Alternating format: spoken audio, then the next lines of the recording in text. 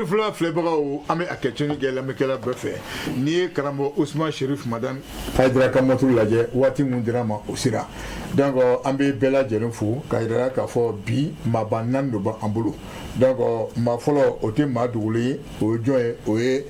Faraba Layi Kuyate Faraba Layi Kuyate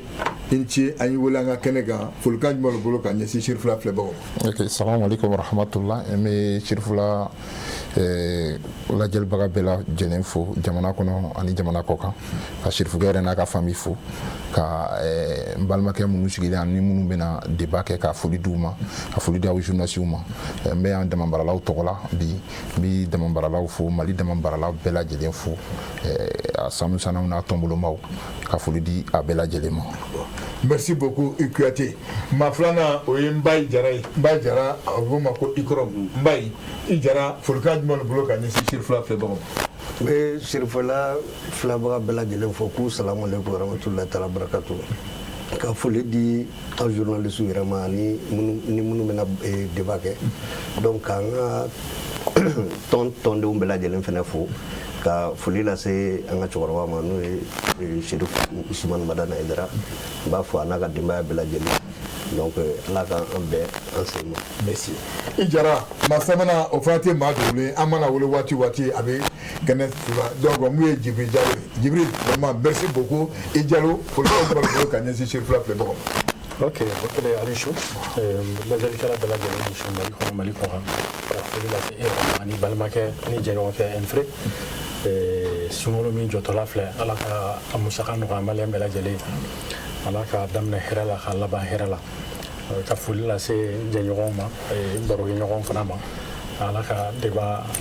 ala ka kɛ kuma barikamaw ye minnu bɛ se ka jamana nafa ani jamana ɲɛmɔgɔw nafa o folikan ne tun bɛ bolo ka lase. Merci beaucoup i Jalo mankan na bɛɛ kɔni b'a dɔn donc ne yɛrɛ b'a fɔ ma ko le grand économiste Modibo Mao Makalu vraiment merci donc folikan jumɛn b'i bolo ka ɲɛsin Sherifula filɛbagaw ma. An su bɔ kelen ani Enfré ani o baarakɛɲɔgɔnw n b'o bɛɛ fo ko waleɲuman dɔn ani mɔgɔ minnu bɛ k'an lajɛ ani k'an lamɛn ayiwa n bɛ an kumakan ɲɔgɔnnaw fana fo pour que su in na kuma minnu bɛna bɔ an da ka kɛ jamana jɔ kuma ye voilà. Vraiment merci beaucoup i Makalu. Enfré o fɔ tɛ folikan jumɛn b'i bolo ka ɲɛsin Sherifula filɛbagaw ma. An b'a filɛbaga bɛɛ lajɛlen fo ni wagati min na maa o maa sɔgɔlen bɛ Sherifula télé la an b'u fo k'u waleɲuman dɔn laada don kare o kare ni nin wagati sera an bɛ ɲɔgɔn sɔrɔ yan nɔ Sherifula télé jabaranin kan ka se ka baro sigi kɛnɛ dɔw boloda min bɛ tali kɛ min ye an ka jamana kunkanko kibaruya kunnafoni dɔw kan o la an bɛ wele bila maa hakili juru caninw ma u ka se ka na ka na ɲɛfɔli kɛ min b'a to jamana kɔnɔdenw bɛ se ka faamuyali sɔrɔ la bonya ni karama kɔnɔna na k'u to u sigiyɔrɔ la cogoya min na bokele u b'a fɔ ko musokɔrɔni kɔnɔko bɛ dɔgɔgoya a la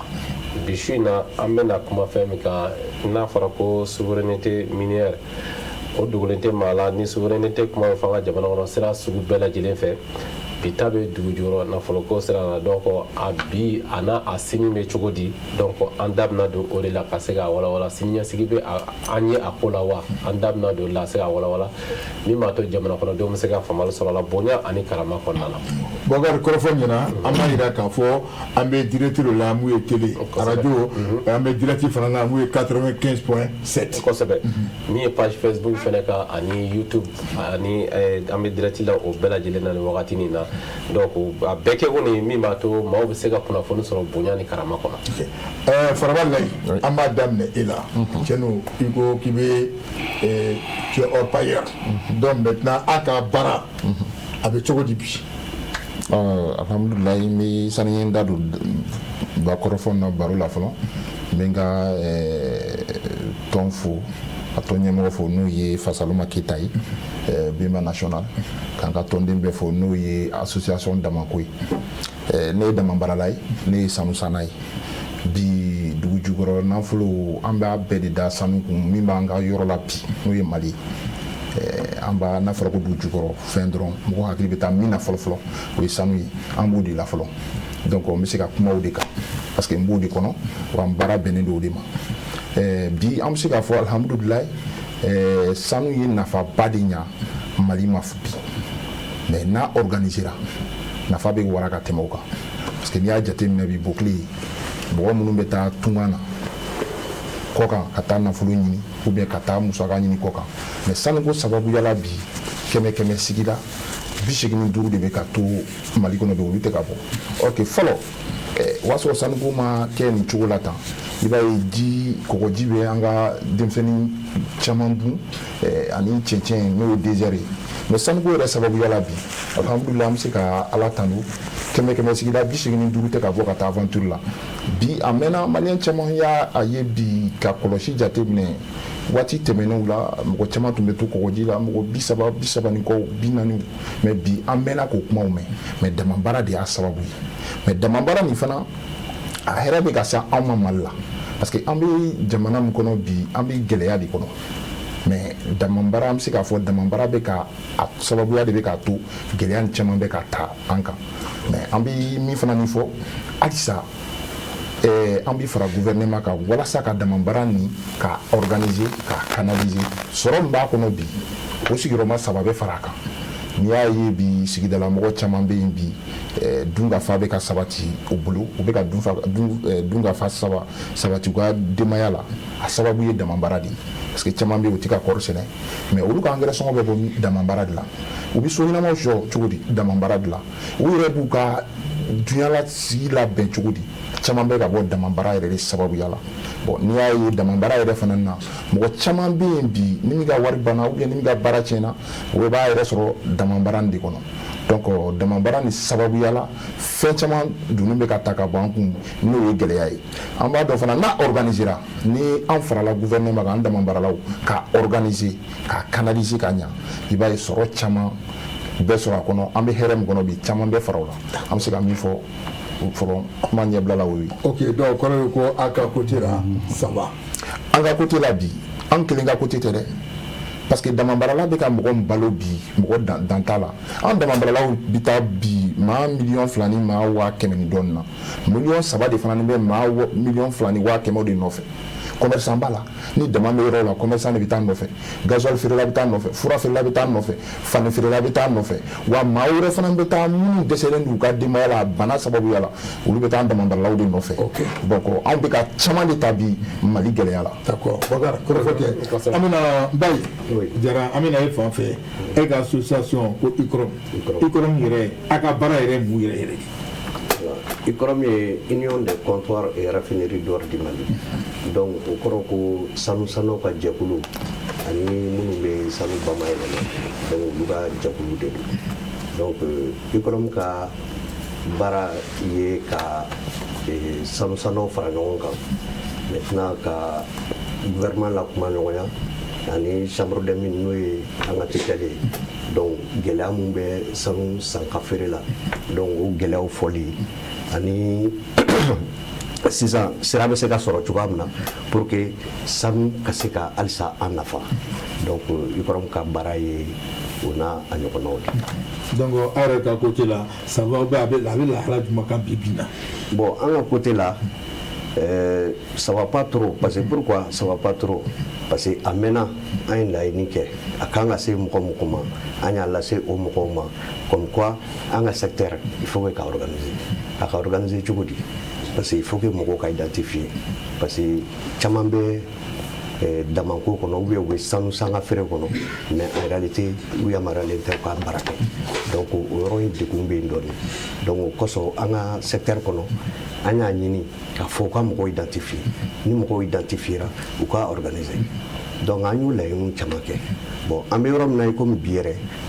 agrément tɛ di bilen a tɛ di comptoir ma a tɛ di collecteur ma mais o jɔlen don sisan o décision taara k'o jɔ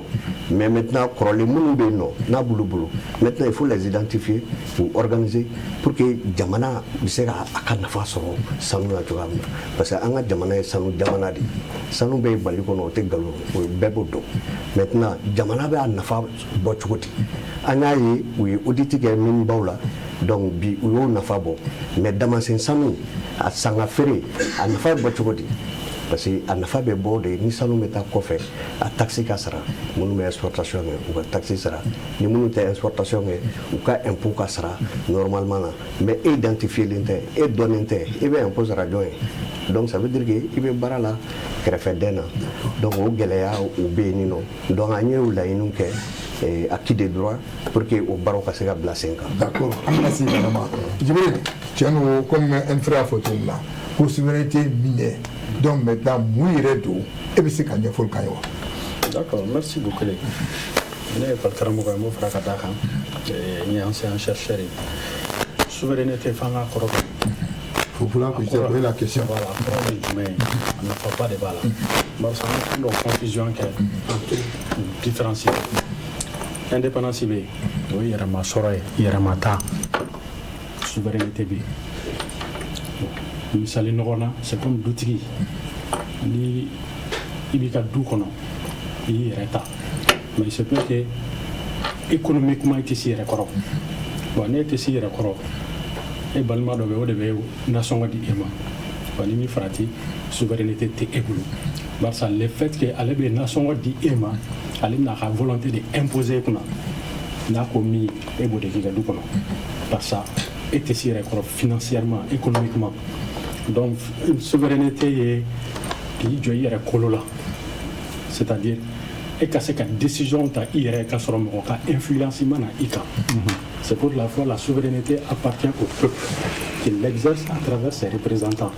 c'est-à-dire jamanadenw ka volonté o de souveraineté jamanadenw bɛ fɛ a ka kɛ cogo min na a bɛ k'o cogoya de la o de souveraineté mais pour que a ka kɛ ten bɔ kelen condition de b'o la o Thomas Sankara ko ten ko la main qui donne c'est la main qui commande mɔgɔ min bɛ juru b'e la mɔgɔ min bɛ wari d'i ma mɔgɔ min b'i balo ni min farati tɛ se ka tiɲɛ fɔ a ye donc o de ye pour que i ka se k'i ka souveraineté sɔrɔ f'e ka bɔ o jɔnya jɔlɔkɔ jugu in de la i ka s'i yɛrɛ kɔrɔ k'i jɔ i yɛrɛ kolo la o kɛra sira caman kan sa o kɛra lakana taasira ye o kɛra wariko taasira ye o kɛra balo taasira ye o taasira caman bɛ yen mais i bɛna ye souveraineté fanba gulonnen bɛ sɔrɔ de la kosɛbɛ on peut dire que l'indépendance est politique c'est i ka drapeau b'i bolo i ka hymne b'i bolo mais économiquement est-ce qu'il bɛ s'i yɛrɛ kɔrɔ wa o fana ye question belebele de ye donc maintenant pour que ka s'i yɛrɛ kɔrɔ f'i ka activité dɔw de bila sen kan activité min bɛ jamana ka chargew ta k'a ka dépensew ta bon a bɛ fɔ de ma souveraineté souveraineté a bɛ se ka kɛ politique ko ta sira la parce que décision dɔw bɛ yen n'e ko i b'olu ta ni jamana wɛrɛ ko k'ale bɛna o fɔ e ɲɛna e k'o ta ni min farati b'i ka souveraineté perdue bon n'i ye courant ta sira jateminɛ ni e yɛrɛ t'i ka courant produit yɛrɛ ou bien balo min i mago b'a la ni min farati i bɛ souveraineté perdue nin bɛɛ la mais pour que i ka se ka souveraineté sɔrɔ fɛ e yɛrɛ ka se k'i jɔ i yɛrɛ kolo la ka se ka décision ta décision minnu bɔra e yɛrɛ fan fɛ mɔgɔ ma a wajibaya i kan bon bref o de ye souveraineté bon maintenant n'i nana souveraineté minière la o ye an ka dugu jukɔrɔ nafoloma ko est-ce que a ko ɲɛ bɛ anw yɛrɛ bolo wa o de ye souveraineté ye bogele ni ne ko n b'o jaabi ne bɛ se k'a fɔ a ko ta an yɛrɛ bolo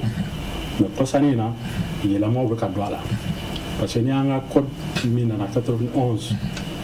un code libéral parce que ça trouvait que Mali bɔra l'économie c'est là pour vérifier an bɔra socialisme kɔnɔna la d'une façon an donna l'économie libérale o kɔrɔ ye jumɛn ye jamana b'i sen bɔ société belebelebaw gestion na bon au code minier 91 o y'a jira k'a fɔ jamana k'i sen bɔ dugu jukɔrɔ nafolomafɛnw ɲinini n'a bɔli la dès lors on a perdu notre souveraineté minière parce que jamana institution wɛrɛ de nana a diyagoya anw kan an ka sɔn ko dɔw ma min ye jamana k'i sen bɔ dugu jukɔrɔ nafolomafɛn ɲinini a n'a bɔli la o ma bɛn fana ma o tilala k'a fɔ an ye ko bon ko ni société multinationale nana an fɛ yan n'an bɛ jɛ u bɛ 10% de d'an ma gratuit fu 10% donc an b'o san de en numéraire wa o 20% tɛ se ka tɛmɛ o kan jamana tora o de kɔnɔ de 91 code fɛn fɛn nana jusqu'en 2023 o ma se ka changer an ye ɲininkaliw kɛ k'an kɛ cogo an nana ye code in tun imposera par la Banque mondiale ka ko laɲini de tun don parce que a wagati fana Mali économie tun man ɲi muru tun b'an kan da la donc n'an tun ma sɔn wari tun tɛ sɔrɔ aide de développement fɛn caman tun b'a jukɔrɔ u tun bɛ fɛn caman tigɛ a na i n'a fɔ n ye misali min ta i ye dutigi t'a kan parce que ne ma sɔn olu ta ma n'u ka kan ka sɔrɔ min kɛ n'u y'o tigɛ gɛlɛya bɛ se ka na donc o kama jamana sɔnna ko caman ma donc ce qui a fait que an y'an ka souveraineté minière perdue depuis o wagati mais an nana ye 2019 code lama min kɛra anw yɛrɛ wuli ka jɔ caman kɛ an ye débat kɛ caman kɛ aw yɛrɛ ka plateau la pour que k'a jira k'a fɔ an ka code falen code kɔrɔ fɛn fɛn tun bɛ yen a tun t'an ka affaire kɛ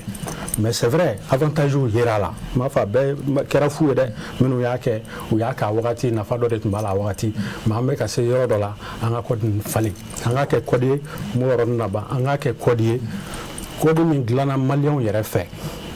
Mali kɔnɔ yan et pour l'intérêt des Maliens o de kɛra sababu ye 2023 code nana kɛ Mali kɔnɔ yan et ça a été fait par les Maliens ne yɛrɛ tun b'a commission na et pour les Maliens o code kɛra sababu ye k'an ka souveraineté d'an ma parce que an ye fɛn dɔ kari ka bɔ yen min tun jɔlɔkɔjuru b'an kan na min ye de k'a fɔ an tɛ se ka tɛmɛ 20% kan code 2023 in kɛra sababu ye k'o jɔlɔkɔ in kari ka bɔ yen désormais l'État malien peut être actionnaire jusqu'à 30% dans toutes les mines an ma dɔ fana ma 5% malien fɛn fɛn n'i ye intéressé len don ka kɛ actionnaire ye 5% la bilalen don donc ninnu ye signe de souveraineté ye mais baro kɔnɔna la an bɛna don a tɔ la. ok merci beaucoup Modibo an bɛna e fan fɛ n'i ye ninnu saba komi a y'a fɔ souveraineté minière ko a kuma ka ca yala bi na est-ce que an bɛ se k'a fɔ souveraineté de kuma ni a tiɲɛ don ou bien a bɛ bolo jumɛn kan ne bɛ se k'i da don a nana cogo di yɛrɛ. Merci beaucoup n b'i fo ni un frère ani co-débatteur je crois qu'il y a bɛɛ fɔ ka ban u kelen-kelenna bɛɛ y'u da lamaga la ce qui est bien ni débat in na c'est le fait que les comptoirs soient représentés mais aussi que l'orpaillage soit représenté parce que ne yɛrɛ ɲɛna n'i bɛ sanuko kuma fɔ an ka teli ka société minière industrielle de fɔ ne yɛrɛ ye baara ko de kɔnɔna la mais a bɛɛ bɛ ɲɔgɔn dafa de monsieur Kouyaté ye min fɔ qui m'a beaucoup impressionné c'est que n'an ma damada n'an ma o sanu jateminɛ parce que jamanaden caman b'o de kɔnɔ parce que n'i ye an ka société 15 ta société minière industrielle ninnu a n'a sous-contractant ni baarakɛlaw a tɛ mɔgɔ ba 30 bɔ a tɛ 30 000 personnes bɔ mais je parle sous le contrôle des deux mais n'i y'a jateminɛ orpaillage ni échelon tɔ ninnu inférieur semi-mécanisé ni tɔ ninnu n'i y'olu bɛɛ fara ɲɔgɔn kan on parle au moins de mɔgɔ ba 500 c'est au moins 500 000 personnes qui travaillent dans ce domaine. Bon, donc, or de ces comment l'or peut briller pour les Maliens? Mais misali ya fila de di ma jamana fila b'an kɛrɛfɛ yan olu ye baaraba de k'a la wa u ye tɔnɔ sɔrɔ a la n b'a daminɛ Ghana la ne yɛrɛ bɔra yen kɔsan in na Ghana salon o ye sanu min bɔ tonne 170 170 tonnes en 2025 premier producteur africain en 2025 résultat ma bɛɛ ma bɔ fɔlɔ dɛ an bɛna dɔn min ye min bɔ bientôt mais n bɛ se ka Ghana ta f'i ye n bɛ se ka Burkina ta f'i ye Burkina salon ye tonne 94 de bɔ 94 tonnes i y'a faamuya mais mun ye olu ka succès mun y'a to Burkina girinna ka yɛlɛn tan mais damada sanu de don ils ont pu canaliser ils ont pu organiser et ils ont pu optimiser mais comptoir ninnu nafa de b'u la o ni coopérative bɛ yen ni damada ni coopérative ni comptoir bɛ baara kɛ n'a encadrement ɲɛna ni commission interministérielle bɛ yen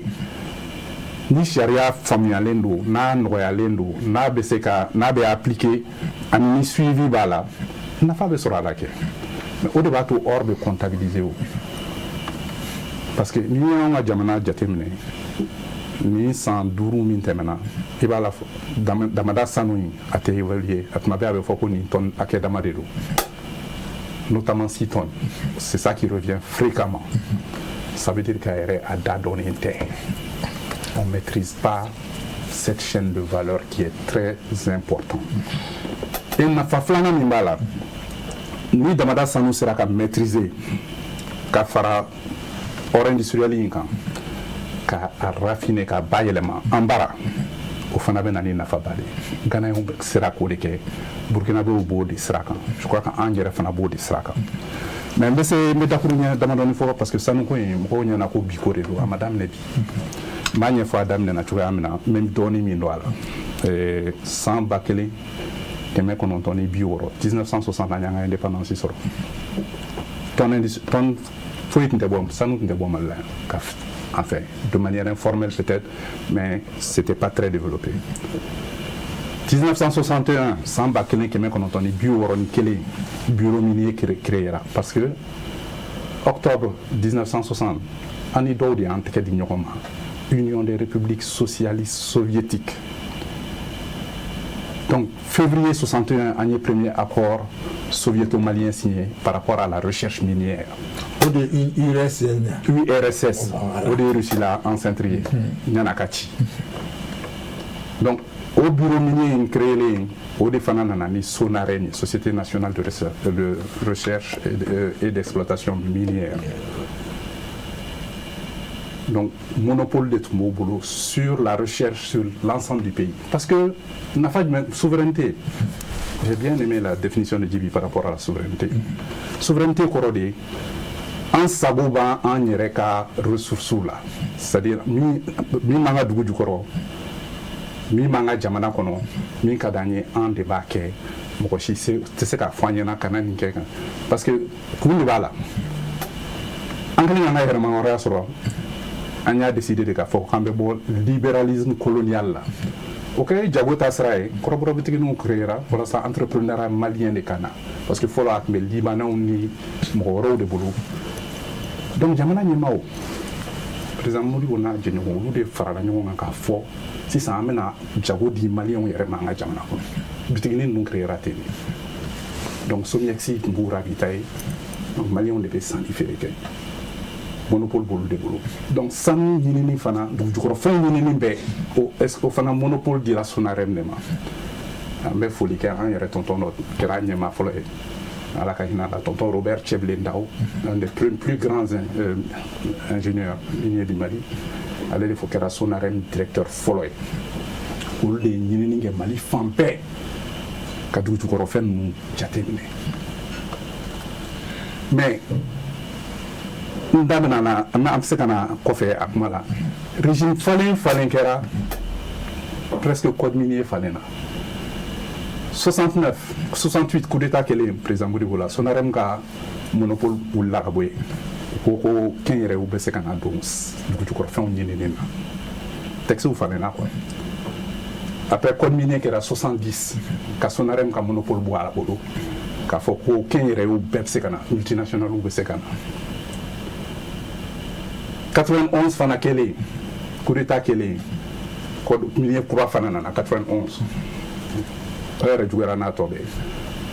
barisa o nana exonération di sur les produits pétroliers état jamana ka sɔrɔba de bɛ produits pétroliers o la a nana ni fɛn fana ye stabilisation fiscale o kɔrɔ ko contrat min b'i bolo san 30 ko législation tɛ se ka falen o de wulila ni code de 2023 in y'o de wuli parce que o tɛ jamana ka avantage la o n'i bɛ fɛn o fɛn kɛ dugujukɔrɔ fɛn ɲininaw compagnie minière ka sɔrɔ i b'a jateminɛ u ka sɔrɔ de la a bɛ dɔn u bɛ min sɔrɔ mais u bɛ min sɔrɔ o tɔnɔ mais salen kan ka bɔ o de la o olu tɛ se k'a bɛɛ cɛ ka taa n'a ye ten k'a fɔ ko jamana de ta ye dugujukɔrɔ fɛnw ye donc olu tɛ se k'a cɛ ka taa n'a ye ten k'a fɔ ko exonération ni fɛnw bɛ d'u ma fana ko jamanadenw tɛ profiter donc révision ni réforme du code minier o nana n'o de ye parce que 2019 réforme wɛrɛ kɛra mais 2023 ta in code in an bɛna walawala kɔfɛ an b'a yira k'a fɔ ko an seginna kɔrɔlen de ma mais contexte changera le contexte même de la souveraineté aussi a changé donc vraiment an bɛ se k'a fɔ qu'on a avancé. D'accord. Bakara, kɔrɔfɔ tɛ. Kosɛbɛ. Donc Bakara kuma b'i bolo. Ok, basi tɛ o b'a to n bɛna faraba la n bɛna ɲininkali min tɛ n bolo. Modibo maaw mɔgɔlu bɔra ka kuma dɔ fɔ sisan ko ni san laban in na an ma dama baarakɛlaw kɛra sababu ye ka Burkina ni Ghana yɛlɛ kosɛbɛ. O kama aw yɛrɛ ka niveau la Mali la fɛɛrɛ jumɛn de kan ka kɛ min b'a to Mali fɛnɛ bɛ se ka yɛlɛ i n'a fɔ olu bɛ sanfɛla la. Ouais, bon, an bɛ se k'a fɔ n bɛ Magadou fo kosɛbɛ parce que de fait que a ye an faamuya a bɛ dɔɔni dɔn an ka ko la hali na tɛ damanda la i b'a dɔn Bukile Burukina ni Gana Mali sanu caman bɛ yen bi a bɛ raffiné Burukina raffineries de la Gana raffineries de la a bɛ bɔ Mali la a bɛ taa yen a bɛ bɔ yan ka taa Burukina n'i y'an ka damanda yɛrɛ jateminɛ anw bi baara fɛn fɛn kɛ damanda la ko damabara a caman bɛ yen an b'a kɛ ni Burukinabew de ye an b'a kɛ an bɛ sanu olu de bɛna sanu bɔcogo yira an na a kɛra produit sanu ye a kɛra produit baara ye o a kɛra mansin baara ye o olu de bɛna yira an na bon olu de fana bɛ tila ka an ka sanu bɔ an tila ka tila k'an yɛrɛ dama dilan an bɛ sanu san ɲɔgɔn ma ka tila k'a feere olu de ma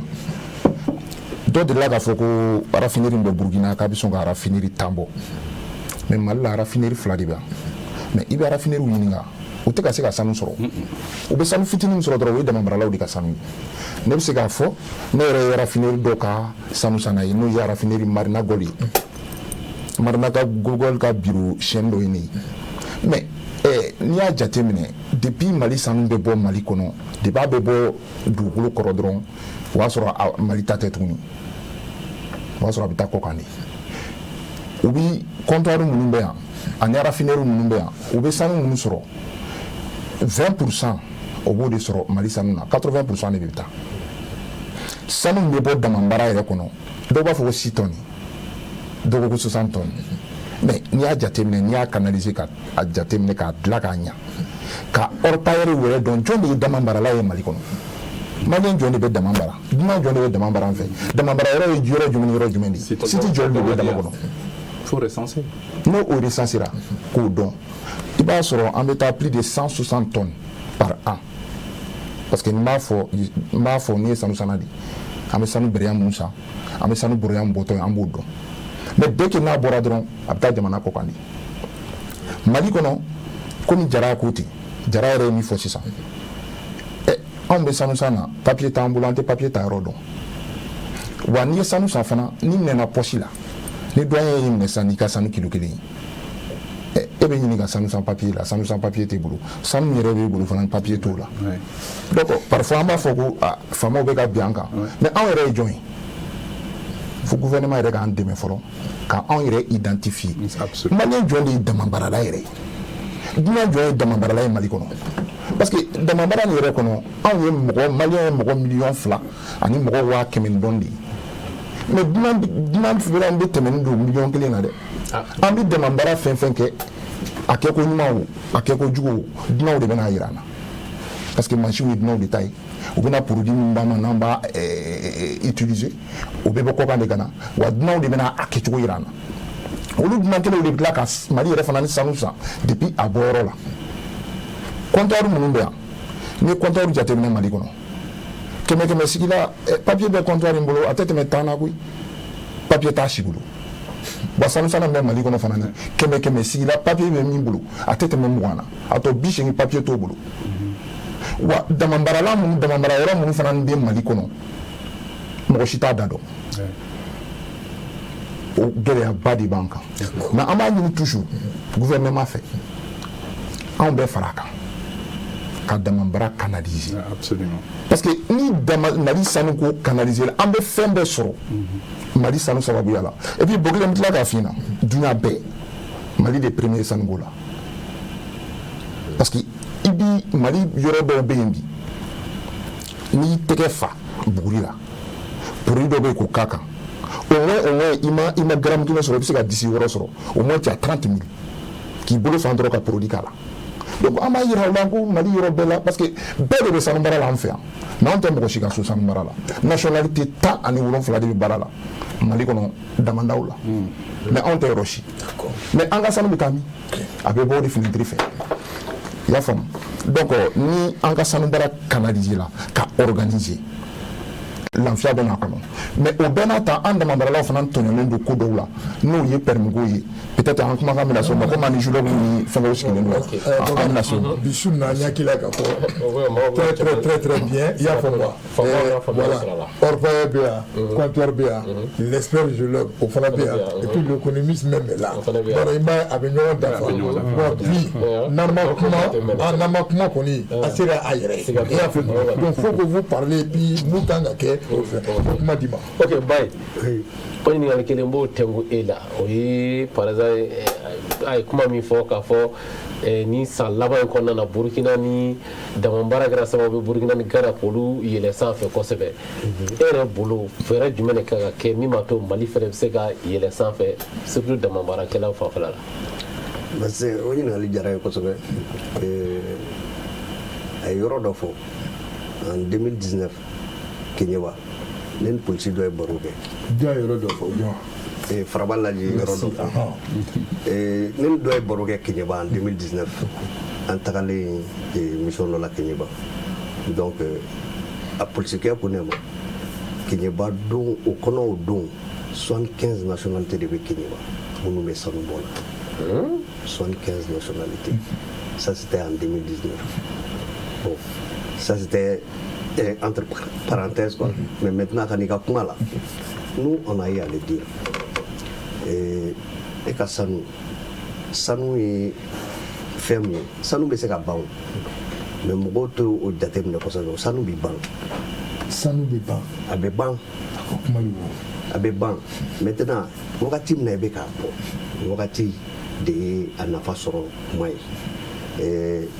an y'a fɔ n ko ka guichet unique sigi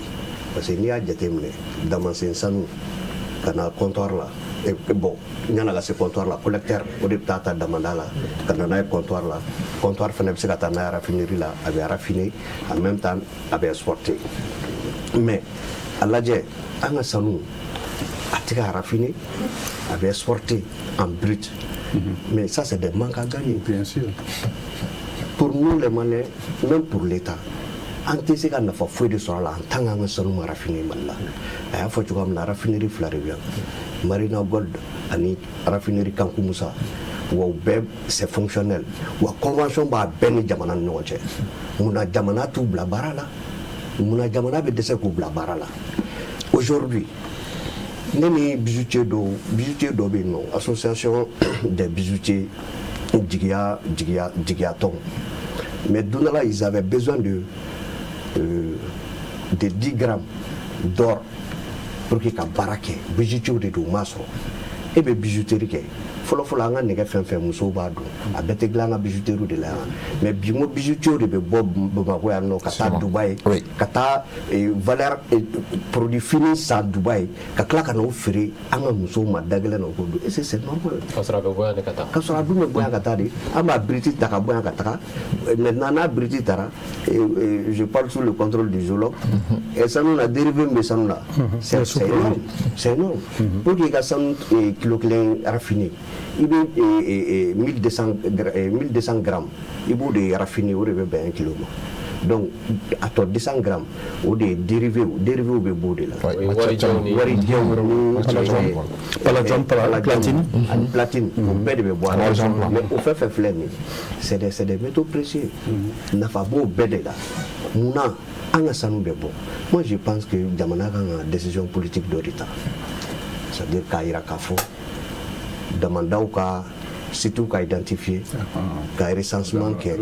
ni recensement kɛra ka centrale d'achat sigi damandaw la ni centrale d'achat y'a san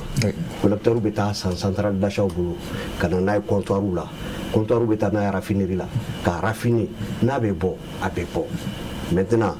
o bɔli fɛnɛ parce que y a un problème bi jamana tɛ se k'a ka damasen sanu bɔta contrôler pourquoi parce que guichet unique tɛ alors que guichet unique de kan ka sigi ka DNG mɔgɔw bɛ kɛ DNJ chambre de mine non direction DNGM ani direction générale des impôts et douane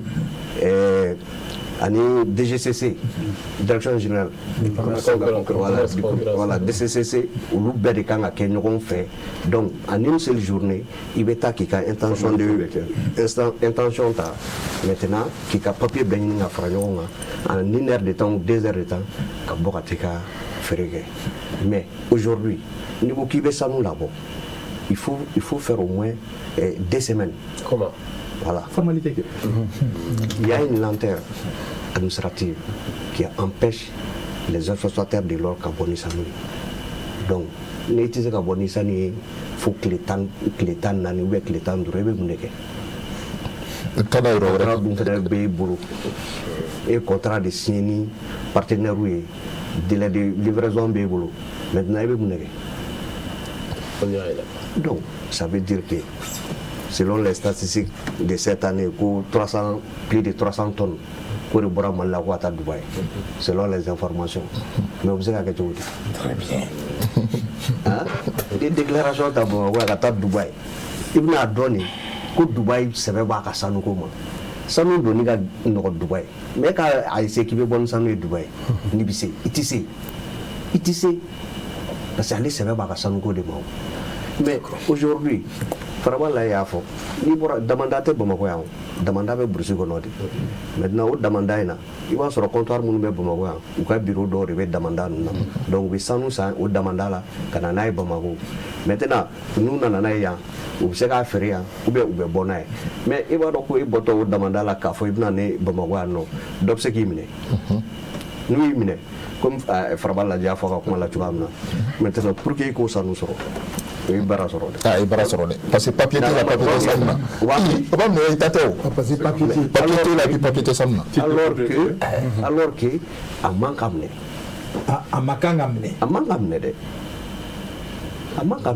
sanu ma boy jamana wara kana a bora balile kona a bora damanse yoro do la maintenant na ya soro atigi abe mɔgɔ min bolo a tigi dɔnnen don a bɔra damandam na o dɔnnen don a yiralen don k'a fɔ ko yuruguyurugu sanu yuruguyurugulen tɛ sanu suɲɛlen tɛ mun na b'a minɛ ça c'est un manque à gagner a man ka minɛ o mais u b'o minɛ dɔ ta yɛrɛ u y'a minɛ u ye sanu feere de k'a tigi bolo la sɔn ayi u b'a tila saba de ye u bɛ fila d'e ma i bɛ kelen ta saba u y'a parce que e bɛ nin ka papier min na i t'a dɔn o bɛ sɔrɔ cogo min jamana ye 100 millions ta ni y'a minɛ olu ye 20 millions ta 100 millions dira tigi ma est-ce que ça c'est normal? C'est pas normal. D'accord, on va revenir vraiment c'est ça dit là n'ama kuma a sira yɛrɛ de donc voilà Djibi ne ɲininkali min kɛ e la a bɛ san 20 bɔ fɔ ko Mali bɛ bɛɛ sanfɛ sanu ko sira la sisan tuguni lithium ko fana nana don a la fo usine belebele 2 b'an bolo kɔrɔ mais malgré tout sɛgɛn bɛ jamana kɔnɔdenw na sɛgɛn bɛ maliyɛnw na mun de la nin bɛɛ bɛ anw bolo ni dugu jukɔrɔma nafa sɔrɔ sira fɛn bɛɛ b'an bolo usine 15 ɲɔgɔnna de b'an bolo sanuko sira la mun de la sɛgɛn bɛ maliyɛnw na mun de la nin t'an ka sɛgɛn banni. D'accord, merci beaucoup. Ni ye question ɲumanba de mais avant que n ka to la n bɛ dɔɔni fara n balimakɛ Farabali la i ka kuma ani ale ka kuma kan. Pour quelle raison Burkina ni Ghana olu ye ni exploit ba in kɛ a fɔra k'a fɔ orpaillage don Burkina diɲɛ ko bɛ organisation de ko n'a ma labɛn ka ɲɛ fu de b'i bolo parce que président yɛrɛ ko tɛ wagati dɔ la jamana kɛra batɛmisira ye i ye yɔrɔ labila kojugu Burkina ye mun kɛ le Burkina est une agence de gestion de l'orpaillage ce qui n'existe pas au Mali. Tout récemment, Ghana a créé une agence spécialisée pour l'orpaillage. Au début de mon barakala, c'est de mettre papier unique à Douma. Ou de mettre barak dans la légalité. Au début, que ça nous sent. Jamana Fanabe Sanousan dans mon barakala au boulot. Voilà, explication là. Ça, on n'a pas besoin de réinventer la roue. Agnala me boulot ramina. Mais au taïka appliqué d'adapter la kuma bana.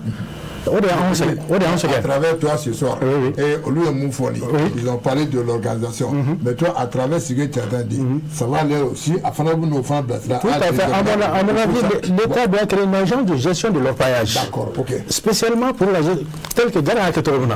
à mon avis, c'est un problème qui est résolu. Alors, tu demandes à Ghana de se faire charia contre là. ou ka papier de douma ou recenser non et puis n'importe qui ne peut pas être hors pair faut formation ka kila bukele maintenant il faudra donner la ramadro tra dugu diga do tige ko fa dugu kolo do il faudra ko fana ka nya fo mo ye dugu kolo jamana de taye bukele article 1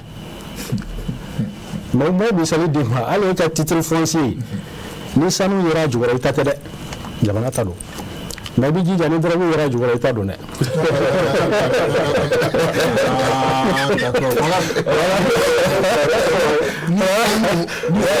ni sanu yira ale ka titre foncier ni sanu yira jugora mbangate ka bo ka soro ini jamana ma be ala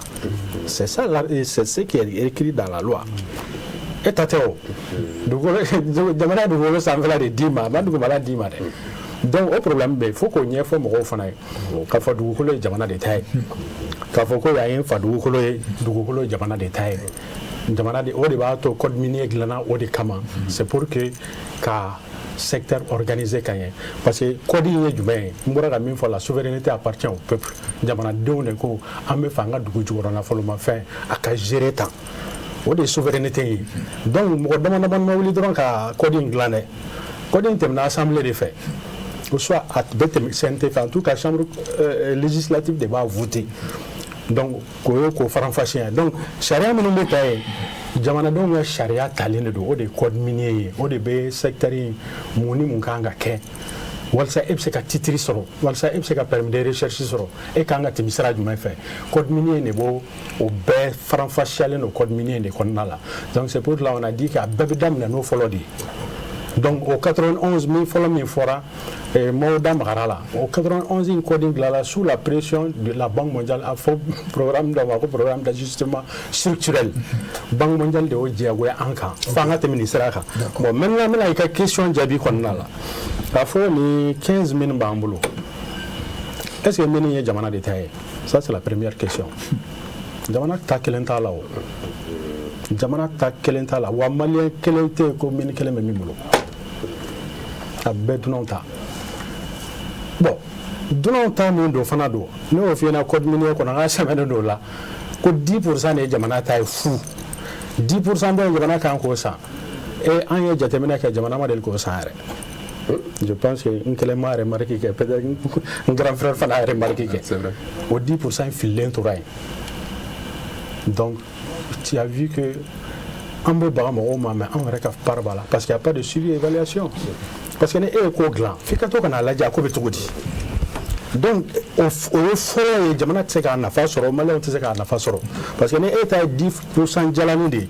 même dans les dépenses tu n'es pas associé hein. Tu es trop minoritaire. Mais moi j'ai une question à te poser là. D'accord. Il faut que les 15 000 en tête. Mais nous avons mis Jaman Nira Kona, Anga Jamana Bankona. Ministre du monde de B, ko Barabesika, Amisika, Barabesika, Koni, Antaï Benata, Antaï. Min kelen était malami Jamana Taï. Min kelen était malami Malien de Fanataï. Pourtant c'est la réalité. Sur les 15, acheter Jamana ta kelenta là. Ou malien te fana min ta fana bala. Abedon taï. Bon ni ko donon ta. O te taï bleu. Donc en me chiffre mon formali troisième producteur ceci c'est là telle quantité c'est sur le papier. Mais dans les faits il y a rien. C'est parce que état remis jantoa aka minona. État a tout dit non boulot. Nous et mi fort. Il faut une déclaration à une tonne hacker sur Antarana mais sur visibilité zéro. Donc maintenant si ça au politique devait changer de souveraineté minière, au politique devait commencer à fallait si ça. Dans l'autorité d'abord il y a d'amener code minier fallait na follow. On a un changement chamambadi. Un contenu local fana gland au tenir. Donc contenu local il n'a pas manqué. Donnant comme il y a fait société nous détail ou tout même dans sous-traitant bay bara fin avec un minimum on lui a nous ka donnant un kana beka ka boko kan dumuni wo ka boko chewo ou tout ba bedu era ka moma ka malion sigilen to ya bon ni be souveraineté minière manqué doy si on était souverain sur le plan minier entre mes décisions ta connait teke mais maintenant si ça fallait on mettre là on a le nouveau contenu local donc maintenant kaforoka pour que abseka en nafa il faut que jamana refana ka ke acteur de jamana man kan tɛ k'i sigi dɔrɔn k'i contenter impôt ni taxe la an ye nin sɔrɔ a banna non il faut que l'État même s'implique o bɛ daminɛ ni jumɛn ye o ye an ka action kɛra 30% dans toutes les mines o tɛ sanu bɔ dɔrɔn ye mine sogo sogo lithium fila fana bɛ nalen donc min bɛ dɔn ka souveraineté kɔnɔna la très rapidement c'est le cadastre minier ni code minier bɔra yen cadastre minier ye jumɛn ye ni yɔrɔ dɔ bɛ d'e ma e ka taa baara ale da magara la kɔfɛ an bɛ tila ka kuma o kan titre minier bɛ di cogo di o fana tun yuruku de ka bon ni fɛn bɛɛ ye i tun bɛ mɔgɔ kelen sɔrɔ titre minier 20 a bilalen bɛ tiroir kɔnɔ ale tɛ baara kɛ mɔgɔ wɛrɛ tɛ baara kɛ n'a fɔ an ka titre foncier bɛ cogo min na i bɛ taa mɔgɔ kelen sɔrɔ titre foncier 20 b'a bolo hectare bilalen don ale t'a jɔ mɔgɔ wɛrɛ t'a jɔ o fana o problème nana yɛrɛ sɔrɔ dans le secteur minier donc maintenant Allemands tun nana pour mettre la transparence dans le cadastre minier u y'a informatiser ka site yɛrɛ dilan a la ni mɔgɔ b'a ni tun bɛ don a la i bɛ don a site kɔnɔ mais le site est hébergé en Suisse. Donc ça c'est autre chose. Ça c'est autre chose. Ça ne se fait pas. Pour avoir ta souveraineté là, i bɛ nin bɛɛ de jɔ, i bɛ nin bɛɛ dabila. À base de données bɛ yɛlɛma Mali kɔnɔ yan, créé par les Maliens et contrôlé par les Maliens. Et je pense que ça va prendre quand même du temps. Voilà. Non, ça prend pas du temps. Avec l'informatique, ça va très vite. Voilà. Seulement, il faut avoir la volonté politique, c'est tout. Ok. Voilà. Parce que je pense que on y a quelques minutes au temps parce que en baraka ça et sanuboro temps en duru ni sanuboro belebele la ko banga jamana kono lithium boro usine belebele fla fene banga jamana kono ka fara dugu jugoro na flo sira chamanga mais o bela senge be malien na an yɛrɛ ko nin bɛɛ b'an bolo ko cogo jumɛn na sɛgɛn bɛ se ka jamana kɔnɔdenw minɛ e bɛ se ka ɲɛfɔli jumɛn kan sabula e ye sɔrɔ bosonbaga mɔgɔ ye min b'a ɲɛdɔn kosɛbɛ i bɛ se ka ɲɛfɔli jumɛn k'o la. ani n ye baara kɛ sanu bɔyɔrɔ fana. voilà. ani n ye dossier sanu baara dossier fana gérer. merci. baarakɛyɔrɔ il était conseiller spécial à la présidence. bon ça me tente. bon donc an bɛ se k'an kɔ dɔɔnin halisa. Loi de 31 mai 1963, san ba kelen kɛmɛ kɔnɔntɔn ni bi wɔɔrɔ ni saba, ye monopole de di Sonarem ma. Parce que a fɔra de sisan ko jamana de bɛ se ka dugujukɔrɔfɛnw ale de bɛ se k'u ɲini ale de bɛ se k'u bɔ. Mais kɔrɔ tun tɛ ko kɛnyɛrɛyew tɛ se ka baara k'a la dɛ. Kɛnyɛrɛye n'i bɛ baara k'a la jamana bɛ yamaruya d'i ma mais i bɛ baara kɛ jamana de ye. Ni sorola jamana de ils sont à la rémunération de Dima, mais tout appartient à l'État. Cela a été expliqué. Mais maintenant, coup d'État in keleli samba kelen keme konontoni bi woro Chegi 1968, Texu Falena 1969. Mais Texu Falena o Sonarem ka monopole aboli. Kosi sanko kenyere ou bese ka fara Sonarem kelenti occupé du kokolo ko fɛnw na ko jamana wara mɔgɔw bɛ se ka na olu ni Sonarem u bɛ jɛ ka u bɛɛ bɛ se k'a ɲini tout le monde bɛɛ bɛ se k'a ɲɛɲini bon o fana bɛɛ kɛlen code minier wɛrɛ de kɛra 70 san 1970 ani 70 donc o ye a bɛɛ dayɛlɛ monopole bɔlen Sonarem bolo san u y'a dayɛlɛ ka tila ka exonération di produits pétroliers ou exonération douanière sur les produits pétroliers, mais uniquement en phase de recherche. Ni ba ni et enfin exonération médine. Mais minkera 91 la motoni au fana wuli la de kana coup d'état ko fait kana ni code minier ni de exonération de produits pétroliers paiement phase exploration ou exploitation à paix. Mais c'est quand il manque à gagner des pour l'État. Il faut la clé noni programme d'ajustement structurel parce que moi j'ai travaillé au bureau des entreprises publiques en 1989 programme d'ajustement structurel de sociétés et entreprises d'État PACEP donc jamana ni bangonial ni fonds monétaire de tout parce que société d'État nous chama tumbe geleya kono autrement de la mort on ça parce que société nous chama tumbe geleya tumbuka c'est-à-dire musakaw tun cayara sɔrɔ tɛ yen hali u tun tɛ se ka mɔgɔw sara u tun tɛ se ka baara kɛ u tɛ se ka mɔgɔw sara donc a fɔra ko privatisation bɛ kɛ mais privatisation in o kɔrɔ de ye ko kɛnyɛrɛyew sen bɛna don fɛn dɔw la donc a fɔra sisan comme jamana tɛ se entreprise kura sanni feere ko jamana k'i sen b'o la o de sɛbɛnna programme d'ajustement structurel in kɔnɔ c'est une convention avec l'État parce que wari de dira État ma ko i ka musakaw de ka ca n'i ka sɔrɔ ye bon an bɛ pour que dɔ ka bɔ i ka musakaw la il faut k'i ka société dɔw datugu sanni feere e k'i sen b'o la i k'o to kɛnyɛrɛ y'o bolo mais o kɔrɔ tɛ ko multinational dɔrɔn dɛ a bɛ se ka kɛ maliyɛn kɛnyɛrɛ privatisation na maliyɛn dɔw ye société dɔw san mais Grand Hôtel san o de la Grand Hôtel ça appartient à Mossadegh Badji ça n'appartient pas à voilà, parce que ne tun bɛ nin ɲininka yɔrɔ min na n ko société mun fana est-ce que bɛ que société sugu jumɛnw don mais société sugu bɛ toutes les sociétés entreprises d'État mais Air Mali privatisé o de la Somersi kɔni o y'a essayé ka reprendre mais a datuguna mais société entreprise d'État ninnu bɛ programme BDM privatisé o de la Marocains ye BDM san o de la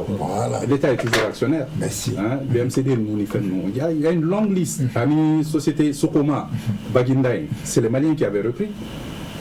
c'était des privés maliens qui ont repris mais ça n'a pas marché donc État ma sa kɔrɔ mais kɛnyɛrɛye dɔw fana y'a ta a ɲɛna dɔw bolo a ma ɲɛ dɔw bolo parce que kɛnyɛrɛye y'o de ye o c'est-à-dire sanni feere garantie t'a la k'a bɛ ɲɛ i bolo quoi hali ni monopole dir'i ma o kɔrɔ tɛ k'a bɛ ɲɛ i bolo donc au fait nous c'est pour dire que an bɔra monopole la jamana ka jukɔrɔfɛnw ɲinini na k'a dayɛlɛli daminɛ 69 70 k'a dayɛlɛ yɛrɛ pewu mais 91 k'a dayɛlɛ yɛrɛ ka mɔgɔw wele ka na bon et puis fana stabilité fiscale in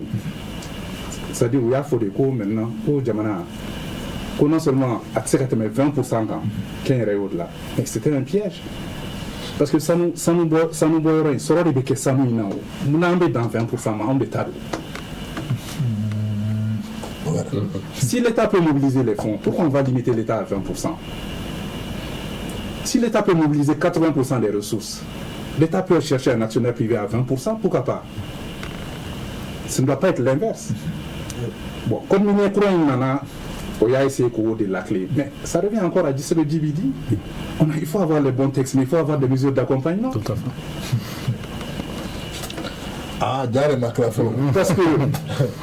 et comme il est de 91 ans, fin de semaine, il y a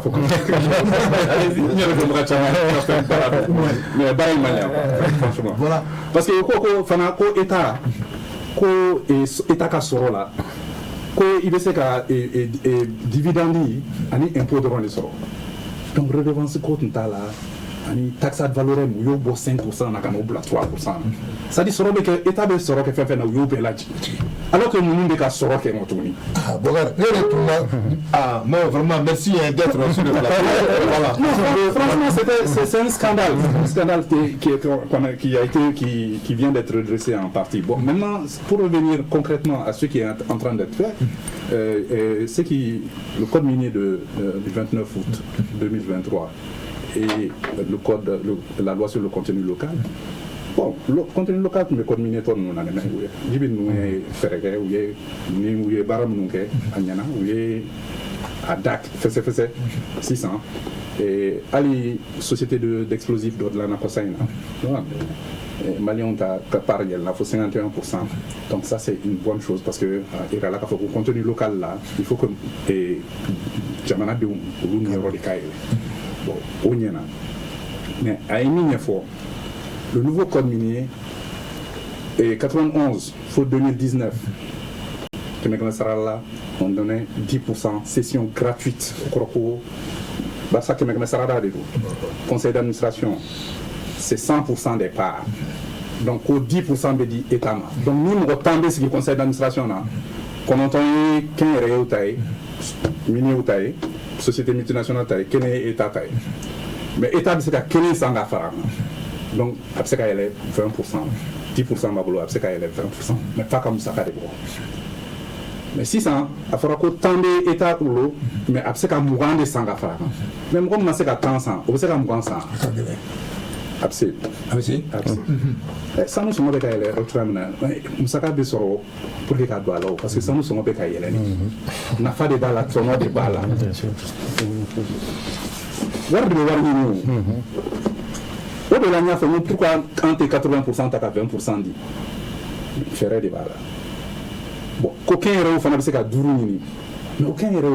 mais jamana de fana bɛ se ka b'a yɛrɛ dɛmɛ cogoya min na a bɛ se k'o kɛ yɛrɛ fana dɛmɛ ka 35 sɔrɔ parce que o 35 mana sɔrɔ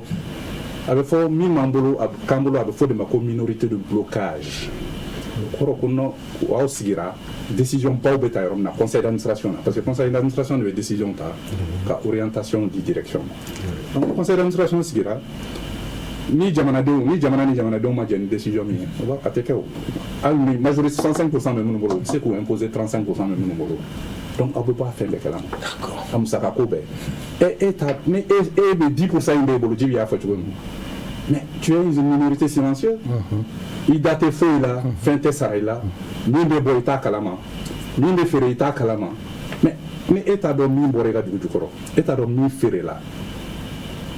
e t'a dɔn musaka bɛnna min ma e b'a dɔn tɔnɔ bɛ se ka tɔnɔ n'a fɔra ɲɛna ko tɔnɔ tɛ e b'o dɔn cogo di n'a bɛ yen n'a tɛ yen i t'a t'a la o mais hali ni 35% min b'a f'i ka musaka fana bɔ pour i da ka don a la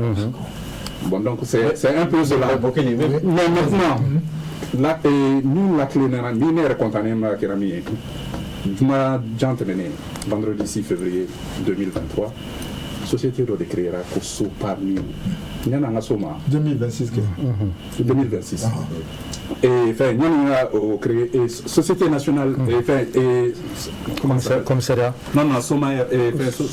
Sopim non Somapim créera mais qui jumɛn créera avant ça commissariat avant la société de recherche minière Sorem ka Djiby ka fɛn la clé sisan mine fila bɛ État bolo dɛ Yatela ani Morila oui. Mais les deux ne sont pas en production. Non, c'est pas en production, mais ça appartient à l'État 100%. Donc, au final, ça c'est un changement symbolique important. L'État a 2 mines aujourd'hui. Parce qu'il faut 85 à 91 km de Kalanari. Mais 600 flas de B. Mais maintenant, un accompagnement de l'eau, il faut les rendre opérationnels. Tout à fait. Au final, nous savons coder. Mais 600, très rapidement, pour sur la Sopamim, on les créera le 6 février 2026. Société de participation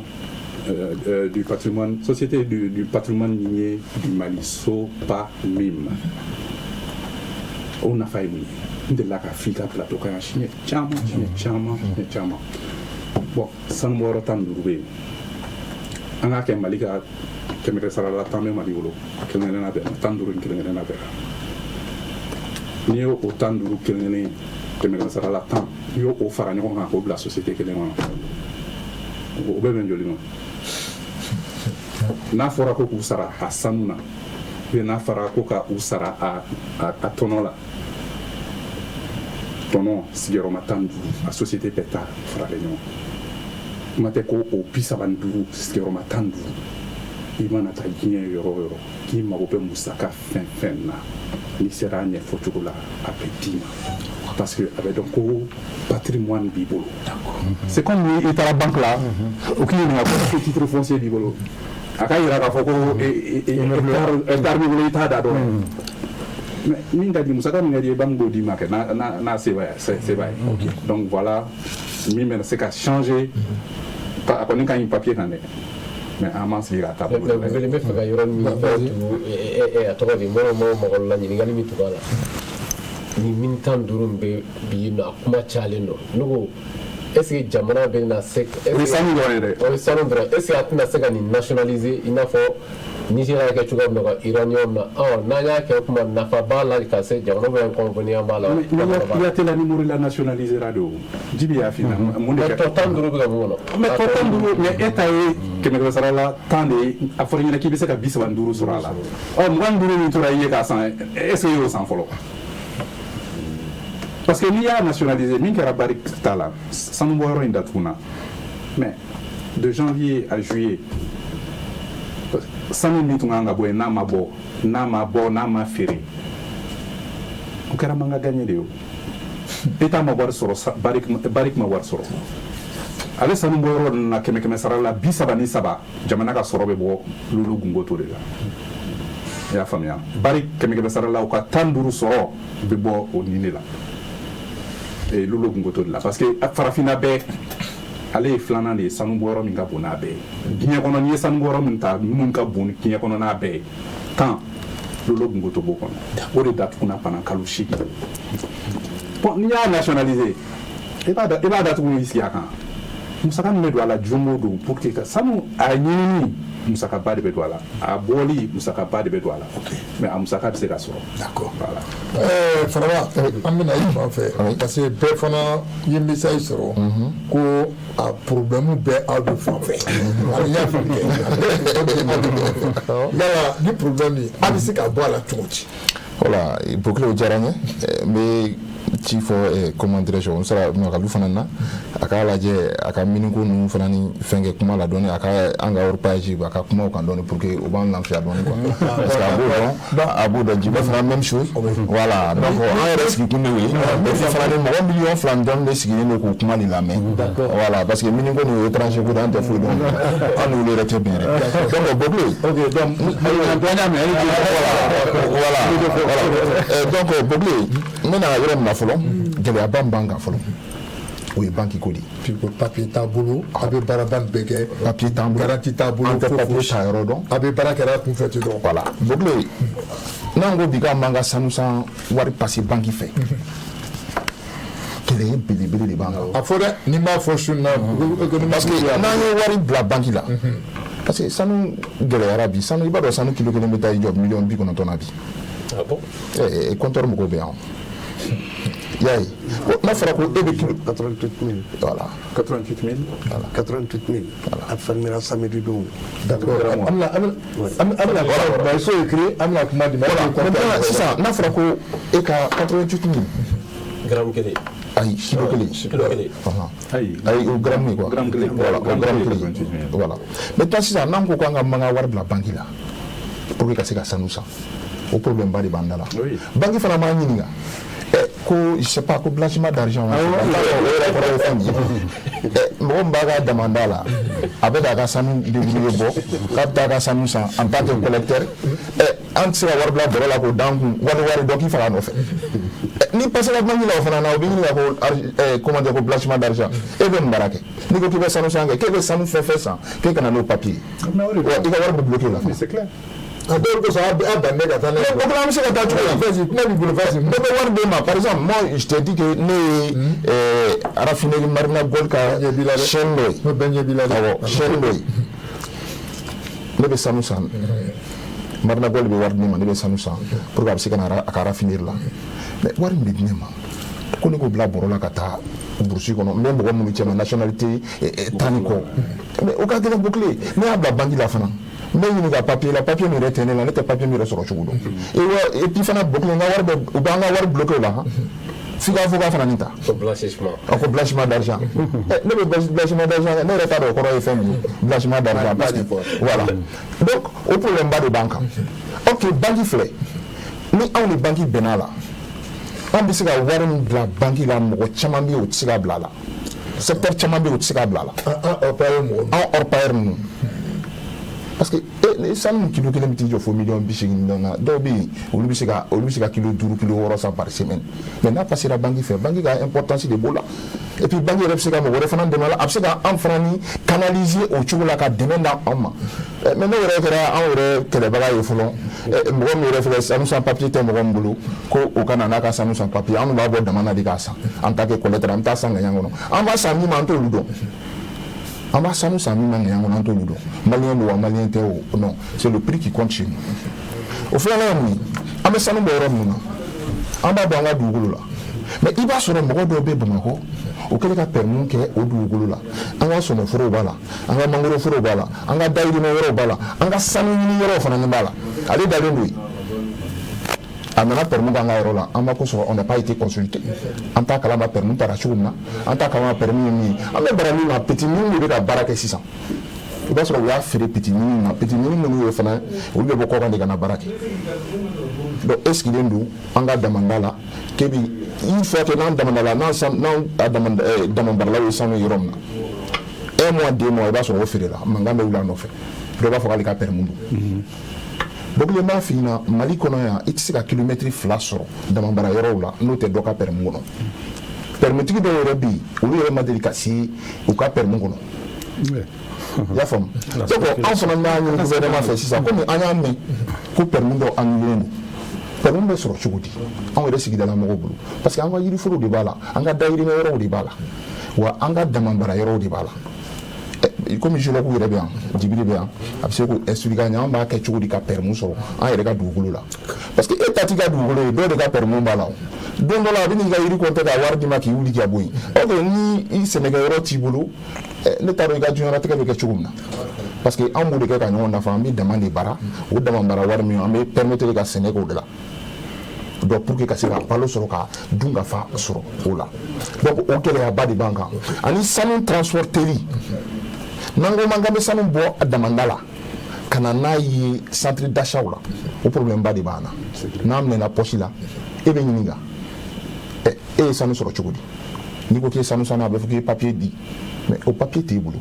o sanu san papier t'e bolo i t'a dɔn a bɛ sɔrɔ cogo min na bon parfois an ka sanu olu fana ni pour que a minɛlen kɔfɛ pour que a ka sɔrɔ o ye problème ba ye dɛ parfois o de bɛ tila saba de y'a ye o gɛlɛya o fana ni gɛlɛyaba de b'an kan donc an kɔni bɛ se ka min tengu Jibiri ni Magalu la anw b'a kɛ cogo di ka permis sɔrɔ an ka yɔrɔ la an sigida la parce que an sigilen don yɔrɔ min na a bɛ san 200 an sigilen don yen mais an sɔrɔ dɔw ka permis b'a la mais o ye permis sɔrɔ cogo di an bɛ bara dɔrɔn k'a ye pitimini mɔgɔw bɛ na o bɛ na baara k'o la or que pitimini ye damabara sera yɔrɔ min ma a sera pitimini de ma maliyɛnw fana bɛ yen minnu bɛ se ka pitimini kɛ komi chinois b'a kɛ cogo min na mankan bɛ na a la n'a dila maliyɛnw ma an yɛrɛ ka permis k'a la permis y'an yɛrɛ ta ye a dira maliyɛnw yɛrɛ ma maliyɛn minnu fana bɛ se ka pitimini kɛ i y'a ye sigida fana na mankan fana bɛ dɔgɔya. ok d'accord Baye bɔn maa dɔn e n'ale ka taa te fankelen fɛ parce que e fana donna kuma caman na bɛɛ bɛ se ka mun yɛrɛ de fɔ gɛlɛya de quoi a ka bɔ comptoir ko yɛrɛ. bon yani ka kuma daminɛ fɔlɔ a ye kuma dɔ fɔ banque ko la effectivement o gɛlɛya bɛ hali comptoir quoi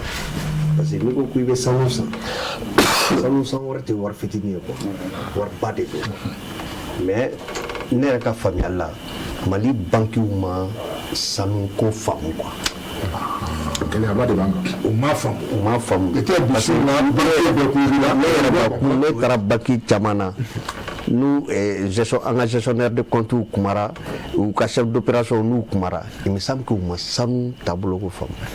Par exemple, toi tu peux avoir des partenaires au Turquie ou bien à Dubaï. Maintenant, à mago bɛ sanu na peut-être chaque semaine et puis à raffiner les. Donc moi je pense qu'on n'a pas fait jamana et puis au taxi be sarakata n'o ye mais maintenant o wari bɛ na cogo di o gɛlɛyaba de b'o la n'i taara banque la surtout banque dɔw bɛ yen olu kɔni bɛ siran a ɲɛ yɛrɛ de olu tɛ fɛ k'u kun don a kɔrɔ fiyewu. Blanchissement d'argent. Oui, parce que effectivement hali ni 1 milliard jiginna i ka compte kɔnɔ sisan il y a une structure là CENTIF mɔgɔw bɛ na dɛ u bɛ na ils ont eu même à faire des formations par rapport à ça ou des ateliers d'information par rapport au blanchissement d'argent et tout donc olu kɛra ka tɛmɛ quoi mais en réalité c'est vraiment un problème parce que n'i k'i bɛ sanu san wari tɛ wari fitinin ye a tɛ se ka ta bolo la k'a bɛ taa a kan ka tɛmɛ banque de fɛ bon très généralement o banque fɛnɛ u bɛ garantie bancaire de di comme les SBLC ou les lignes de crédit ou bien compte séquestre donc très généralement kɔfɛ banque b'o de di avec un code SWIFT donc n'o dira a b'i permettre u ka banque correspondant min yan nɔ n'i ka compte bɛ donc i bɛ se ka wari ta i bɛ sanni feere kɛ mais a ka gɛlɛn. Donc montant sugu dɔ bɛ se ka na la. Pratiquement on y'o hakilina in bila yɛrɛ parce que i m'a fɔ moi parce que c'est compliqué. Mɔgɔ si tɛ problème fɛ. Voilà. Donc o aspect o y'o ye. Maintenant aw ko pour que ko in ka ɲa ne y'a fɔ n bɛ segin k'a fɔ tuguni pour que a ka ɲa il faut une décision politique. Après une décision politique. Ouais, il faut une décision politique là. Voilà, décision politique. Ouais, parce que il va y avoir jamana de ka bonsa, jamana de ka gris. Wa jamana de se quoi. Jamana de b'a fɔ nin bi kɛ quoi, wa a bi kɛ quoi. Mais k'a fɔ a bi kɛ dama tɛ dɛ, k'a kɔlɔsi a ka kɛ. O de b'an jɛ. O de bɛ Mali jɛ. Décision bɛ ta, mais suivi t'a la. Parce que a wagati la ni ko bɛ yen dɔrɔn an bɛ kuma dɔ fɔ donc et puis n'o tɛmɛna o bɛ banni. Misaliya d'an ma par exemple Ouais, sisan n bɛ fɛ ka misaliya mun fɔ. Kana kuma munumunu dɛ, i b'o dɔrɔn fo latiri voilà. Entrée wa. N bɛ fɛ ka mun fɔ. N bɛ fɛ ka mun fɔ. C'est-à-dire ne ko n ko k'a organiser. Damanda a ka organiser. Damandaw la tɔnbolomaw bɛ yen nɔ. Tɔnbolomaw bɛ yen ani damantigiw, juratigiw quoi. Donc ça doit être organisé. Ni sanu bɔra ka centrale d'achat kɛ sur les sites. Centrale d'achat de bɛ sanu san. Ni centrale d'achat ye sanu san, sanu bɔra dugu min na, o dugumɔgɔw u ka part o bɛ tigɛ ka bɔ a la. I y'a faamu? Juratigi a ka wari bɛ bɔ a la. Ainsi de suite, fo k'a labɔ ka na n'a ye comptoir la ka taa n'a raffinerie la k'a fɛn. Ni n ko jamana kan ka décision politique ta, par exemple ni jamana ye décision bɔ bi k'a fɔ ko sanu si tɛ Mali kɔnɔ mun bɛ bɔ n'a ma raffiner, ka tila k'a suit a ka kɛ, munna jamana tɛ nafa sɔrɔ a ka damasen sanu na. N'i y'a ye embargo kɛra an kan, an sera k'a tenir i bolo mun don, damasen sanu don. Ah bon? Mais bien sûr. Parce que bibina sanu be troqué de. Sanu te warjay bli a be troqué de très généralement. Il n'a pas fait ce que tu veux là. Et be ka faire il be produit fait abe sanu warde. Ma femme. Ka troqué. Oui, parce que parce que ni be troqué ne ba ma général membre frère le fa. Parce que sanu be ba a be ta Dubai. Ni sanu bora na tra Dubai, wa warde ta Dubai. Maintenant munu be ta Dubai, we sanu ne kana wari, we attaché nous be sanu ne kana ou be marchandise wara de sankana nae. Donc maintenant ebo wari ne ko ke bo contrôler ebo we chukudi. Voilà. Donc vraiment a ka kan jamana yɛrɛ de k'i cɛsiri nin ko la. Décision minnu bɛ ta a ka décision ta, n'a ye décision ta a ka suivi évaluation kɛ, i y'a faamu. Mais le plus important pour que jamana k'a dɔn k'a fɔ ne ka nin sanu hakɛ in bɔra, il faut que jamana ka guichet unique sigi. Ni guichet unique sigira, maintenant sanu min bɛ bɔ o bɛ da dɔn wa a k'a fɔ sanu ka raffiner. Munna an ka sanu bɛ taa di mɔgɔ wɛrɛw ma olu k'o nafa bɔ, munna an yɛrɛ tɛ se ka nafa bɔ? An yɛrɛ bɛ se ka nafa bɔ wa a b'an nafa. D'accord. Mais c'est guichet unique là. Et o kuma fɔ bi. Est-ce que mɔgɔ dɔ bɛ yen a tɛ jɔn dɔ arranger ou bien a bɛ bɛɛ dɔ arranger?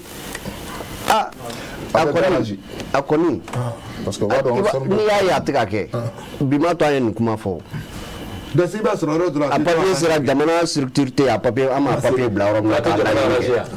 A bɛ jamana peut-être a bɛ jamana arranger mais mɔgɔ dɔw bɛ a t'olu arranger. Voilà mɔgɔ dɔ bɛ a t'olu arranger donc c'est pourquoi peut-être a tɛ kɛ mais n'a kɛra a bɛ se ka jamana nafa parce que a b'a to jamana b'a ka sanu bɔta da dɔn wa maintenant ni sanu bɛ bɔ i bɛ taxe de sara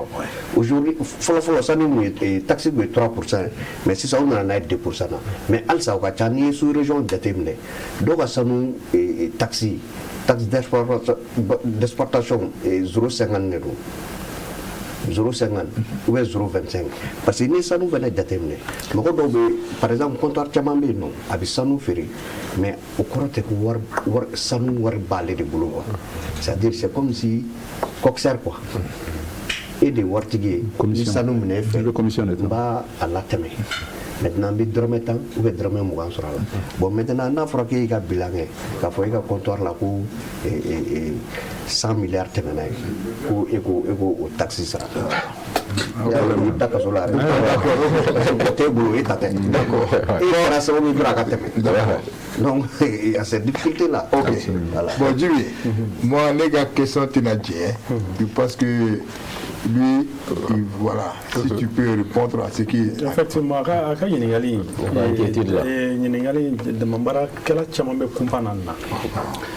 pourquoi olu sigilen u balilen mɔgɔ dɔ bɛ na ni permis ye olu ma consulter ni problème ba de bɛ yen pour que i b'a ye permitigiw ni minitigiw ni dugudalamɔgɔw ni ɲɔgɔn cɛ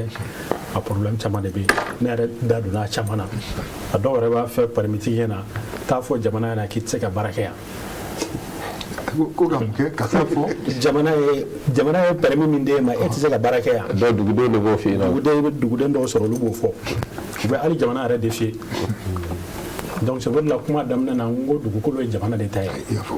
c'est pour que ka ni idée ninnu bɔ yen m'a faamu wa mais ni fana yɔrɔ di mɔgɔ ma i yɔrɔ kalifa la n'i b'a di mɔgɔ wɛrɛ ma bonya bɛ ko la o i kan ka t'i sara la bon o procédure ninnu de tɛ kɛ u sigilen to bureau kɔnɔ ka yɔrɔ tracer bon maintenant ni permis c'est pas comme ça. Il faut aller sur le site, aller enquêter. Est-ce que n'an ko an bɛ nin yɔrɔ di karisa ma problème b'a la wa? Ne bolo hali titre foncier on avait dit enquête bɛ kɛ commando yan commando ninnu bɛ kɛ mais il faut mettre en pratique ces enquêtes. mais ne sigilen to bureau kɔnɔ ka yɔrɔ tracer k'o di ko nin ye karisa ka permis ye o taara ka taa damabarakɛlaw sɔrɔ yen e ma kɛlɛ wuli ya i ye kɛlɛ wuli o ne bolo ni permis bɛ di procédure dɔw de kan ka k'a la ka taa lajɛ yɔrɔ min kan ka di yɔrɔ bɛ yɔrɔ min nɔfɛ est-ce que yɔrɔ in d'abord est-ce que a dilen tɛ mɔgɔ ma fɔlɔ wa n'a dilen tɛ mɔgɔ ma filanan est-ce que n'an ko an bɛ yɔrɔ in d'i ma est-ce que mankan bɛ bɔ a la wa est-ce que mɔgɔw sigilen t'a kan a bɛ to enquête kɛ fɔlɔ o ye fɔlɔ ye donc o baara in de tɛ kɛ la filanan ni permis bɛ di u kana dugu don permis kɔnɔna la parce que ne y'o dugu don permis kɔnɔna la bon an balima minnu bɛ burusi kɔnɔ n'i ko papier dira a bɛ k'olu kɔnɔ ko dugukolo fɛrɛlen tigi ma di alors que jamana tɛ dugukolo fɛrɛ mɔgɔ ma dɛ permis min ye dugukolo jukɔrɔ nafolomafɛn ɲininen jamana b'a sinki ma de wa wagati de b'a fana la ye permis de recherche filɛ n'a dir'i ma san 9 n'i ma se k'a développer ka kɛ petite mine ye État b'a annuler pour que k'o yɔrɔ sɔrɔ fo n'i taara société wɛrɛ kura créer u b'o fana bɛɛ kɛ ka tila ka segin kɔnɔ yɔrɔ kelen ta sinon tu ne peux pas dépasser 9 ans donc n ye procédure min kɛ o majɛlen don donc ce qui fait que permis bɛ di mɔgɔw ma sans enquête o ye défaut fɔlɔ ye défaut filanan ye min ye c'est que damabaarakɛla fana man ka sariya gafe ye min fɔ dɛ code minier ye min fɔ damabaarakɛla man ka tɛ k'i sigi yɔrɔ la min tɛ couleur d'orpaillage ye sariya gafe o de fɔ dɛ bon couleur d'orpaillage jɔn de b'a créer mairie de b'a créer mais mairie collectivité o ye mairie ye mairie ninnu caman de t'o kalama parce que an ka village ninnu caman mairie dɔw bɛ yen maire ma kalan a caman bɛ ten bon ale yɛrɛ t'a dɔn procédure jumɛn bɛ kɛ pour que ka couloir créer n'o tɛ ni damabaara bɛ k'i ka dugu yɔrɔ min na e bɛ se ministère des mines de ma ani ministère de l'environnement ani administration territoriale olu de b'i dɛmɛ ka se ka couloir bɔ yɔrɔ la wa ni couloir bɔra yɔrɔ la o tɛ se ka di mɔgɔ si ma bilen o ye dugu de ta ye mais enquête de bɛ k'o fana la bɔ kelen parce que problème min bɛ ka poser i bɛ taa sɔrɔ village dɔ b'a fɔ ko yan y'ale fa dugukolo ye village dɔ fana b'a fɔ ko yan y'ale fa dugukolo ye fo wagati dɔ la u bɛ marifa ni muru ta ɲɔgɔn kama san dɔ la kan ka mara la u ye ɲɔgɔn faga ten donc jamana tɛ se k'i sigi k'o lajɛ ten o a bɛ se yɔrɔ dɔ la jamana b'a yɔrɔ datugu yɛrɛ pour que dugu fila kana bila ɲɔgɔn na donc o gɛlɛyaba de bɛ yen bon maintenant ne e ko k'e bɛ damabaara organiser f'i ka essayer ka nin problème in dilan fɔlɔ bon Burkina o de dilan ni agence nationale de la gestion de l'orpaillage donc chambre de mine t'a à gérer o agence in de b'a gérer mais agence in ni mairie de bɛ baara kɛ ɲɔgɔn fɛ kosɛbɛ parce que o agence n'a bɛ taa yɔrɔ la sisan i n'a fɔ ale y'a fɔ cogo min na damabaarakɛlaw bɛ recenser sites bɛ recenser wa hali environnement da bɛ don a la barisa ale ye produit chimique ye kuma dɔ fɔ o produit chimique n'i ma farati ka t'o kɛ mɔgɔw ka kɔ la a bɛ sanu sɔrɔ sa mais a bɛ dugu bila kɔfɛ dɛ parce que a ji tɛ se ka consommer bilen n'aw taara kɔw fana geren ka taa baw geren ko sanu ɲini sanu mana bɔ n'a fɔ a y'a fɔ cogo min na sanu ye banfɛn de ye o n'a banna don o don aw ka kɔ geren a bɛ balo cogo di donc ne bolo fo procédure de ka labato damabaara ka bɔ kunfɛ baara la damabaara ka organiser k'a da a organiser bɛɛ ma n'a fɔ faraba n'a ɲɔgɔnnaw minnu b'a ɲɛdɔn mais dɔ k'i sigilen to bureau kɔnɔ k'i yɛrɛ kɛ orpailleur ye an k'o dabila an ka acteur wele u ka problème ye min ye a bɛ se ka gérer cogo di u bɛ se ka kisi cogo di u ka dugu sigida mɔgɔ kana taa permis bɔ u ka sigida kan k'u yɛrɛ to yen u ka dabila mais maintenant o tɛ se ka kɛ ko kun tɛ di kuntigi kɔ o tɛ ɲɛ fo olu yɛrɛ ka kɛ acteur principal ye bon a ye kuma dɔ fɔ n bɛ fɛ k'o yɔrɔnin fana fɔ dɔɔni o ye blanchiment d'argent ye bon kelen blanchiment d'argent pour ka jamana b'a kɛlɛ mɔgɔ dɔw bɛ se ka jamana nafolo yurugu miliyari 10 miliyari 20 a tɛ se ka bɔ n'a fɔ a fɔ cogo min n taara bila banque la o b'a dɔn k'a fɔ k'e ye sonyani kɛ o u bɛ ɲininka k'e ye wari in bɔ min bon o wari pour que k'o la sanuya caman de bɛ taa sanu san n'u ye sanu san n'u bɔra n'a ye n'u taara n'a ye Dubaï o wari in lajɛ ale ye c'est ça le blanchiment d'argent bon maintenant ni e ma fɛɛrɛ kɛ ka méthode bila i ka aéroport la ka contrôle kɛ sanu i y'a sɔrɔ cogo di c'est pour la LBMA n'o tɛ raffinerie bolo i ka sanu tɛ se ka feere banques ma parce que f'olu k'a tracer e ye sanu in bɔ min est-ce que sanu jɛlen don wa e y'a sɔrɔ cogo jumɛn na mais n'olu m'o sɔrɔ c'est comme n delila ka misali ta abattoir kan ni e ka abattoir kɛ misi sonyɛnen o misi damadɔ a bɛɛ faga i ka abattoir kɔnɔ ye finalement sɛgɛ bɛ k'i yɛrɛ la han donc ne bolo faut que sɛgɛsɛgɛliw de ka ko la ça c'est la bonne organisation a bɛ kɛ sababu ye blanchiment d'argent fana o bɛ dabila d'accord bon maintenant ne laban min fara o kan o y'ale ka côté ça c'est le raffinage raffinerie minnu b'an fɛ yan u ka problème LBMA t'u bolo licence dɔ bɛ yen tant que o t'i bolo i tɛ se ka sanu feere banques ma i kɔni bɛ se ka raffiner yan i ni dɔw bɛ b'a la i bɛ taa hali olu yɛrɛ min b'a san e bolo olu bɛ obligé ka taa n'a raffinerie lakodɔnnen dɔ de la o k'a raffiner ka papier k'a kan sinon olu yɛrɛ tɛ se k'a feere donc o problème ba de bɛ yen an ka raffinerie fila min bɛ yan moi je pense que pour notre souveraineté minière jamana ka kan k'a lajɛ a n'olu bɛ se ka hali ni jamana yɛrɛ bɛ kɛ actionnaire o raffinerie kɔnɔna la ka se k'olu dɛmɛ ka LBMA sigi mais maintenant an ka créditeur a tun ye min fɔ o ye président ye raffinerie première pierre da ça va être une raffinerie de l'État parce que l'État est vraiment 62% actionnaire majoritaire au premier position. À mon avis, nos bana, c'est d'interdire purement l'exportation de l'or à l'état brut. Point à la ligne. Parce qu'il faut une interdiction que tant que tu ne mets pas les mécanismes en place. Parce que nous, on a eu raffinage, ce qui découvre, c'est que TVA à 14%. Ne est à raffiner ça. Bon, alors que l'État n'a économiquement, il trouve ça. Donc, avec la raffinerie, donc, arrangé, ou quand on est un britier qui a raffiné. Parce qu'à 14%, ni bon aller avec un tonneau là, tonneau fou et tout. Ok. Donc, maintenant, pour une décision souveraine, l'État doit maintenant mettre en place d'abord la préparation. O kɛra an ka sariya bolo ta siraw ye le code minier ye o kɛra cadastre minier ye o kɛra l'organisation des orpailleurs ye o ka bɔ anw yɛrɛ la et puis qu'à encadrer quand il y a suivi qu'à la fin. C'est comme ça que nous pouvons et meilleur mi fera ka wese ya kuma na sanu ka kosobe ma ina na lithium ko. Bon, amena ko parce que j'ai un kuma de ma sisa parce que au cas que de cœur mumbeni aussi comme fois. Non, la conclusion de ne Adam Neno de no o manyana bo ça ne sert à rien, on sait qu'en base mine industrielle ou quand mine industrielle nous entate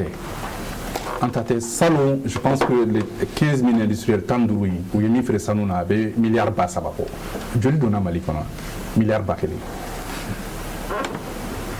Taxes, impôts, redevances, dividendes. Dividendes au meilleur des cas n'a payé ko bénéficiaire. Donc solution est mouillée. Il y a d'amener ni Ghana ni Burkina de mais au lieu de mi fora organiser leur voyage mais aussi les comptoirs, les coopératives, organisation et méthode. Aucun pays ne se construit dans le désordre. Désordre,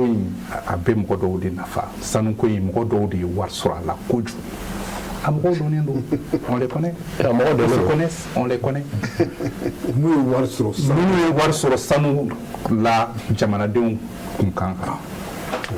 Au détriment de l'intérêt général, au détriment des populations maliennes. Pourquoi l'or ne brille pas pour le Mali et les Maliens? Parce qu'il y a certains, une minorité, une infime minorité qui en profite tous les jours.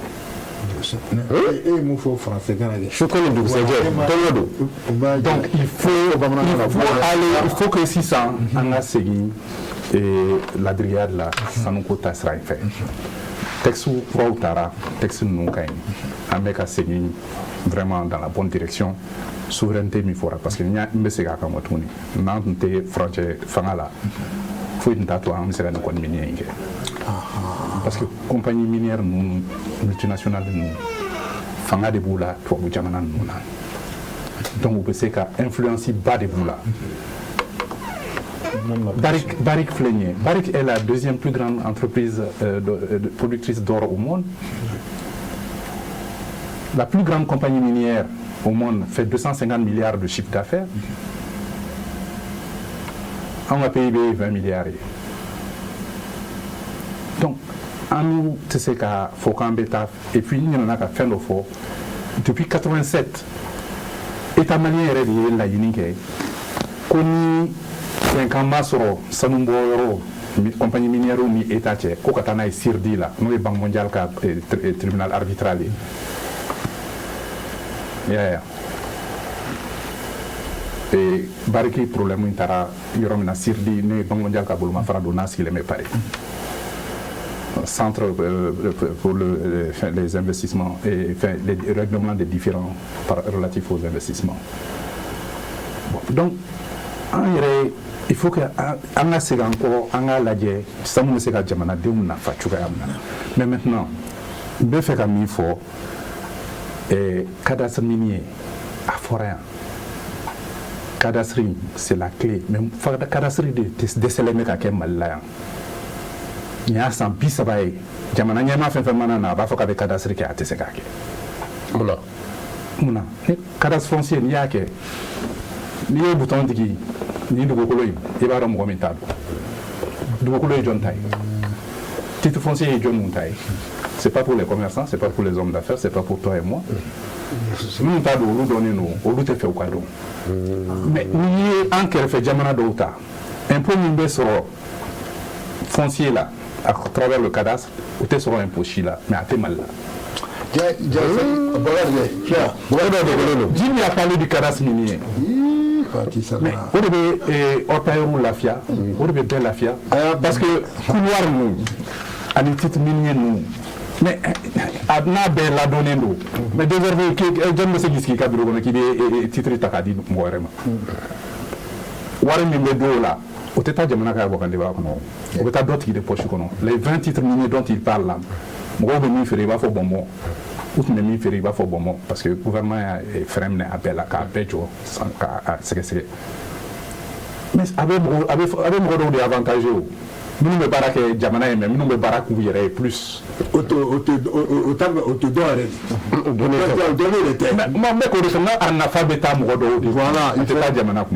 bon, maintenant,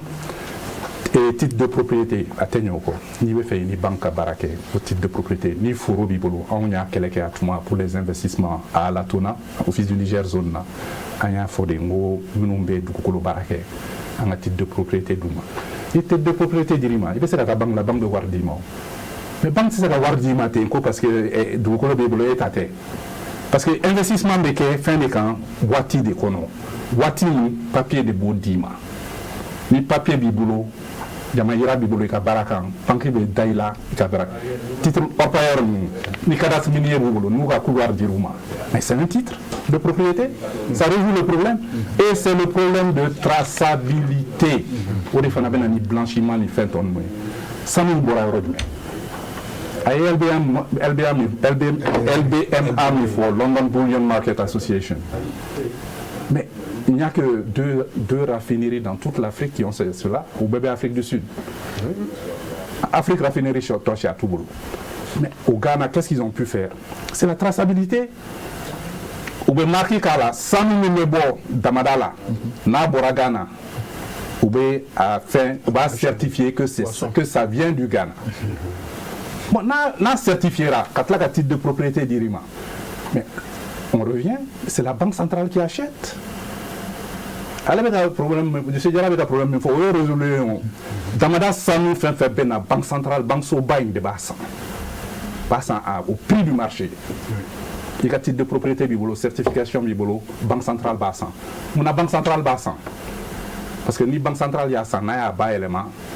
avec Jamana Warsemala. Avec Foko, Sanu Mimeke War garantie, Sanu bas élément de dos. Ok.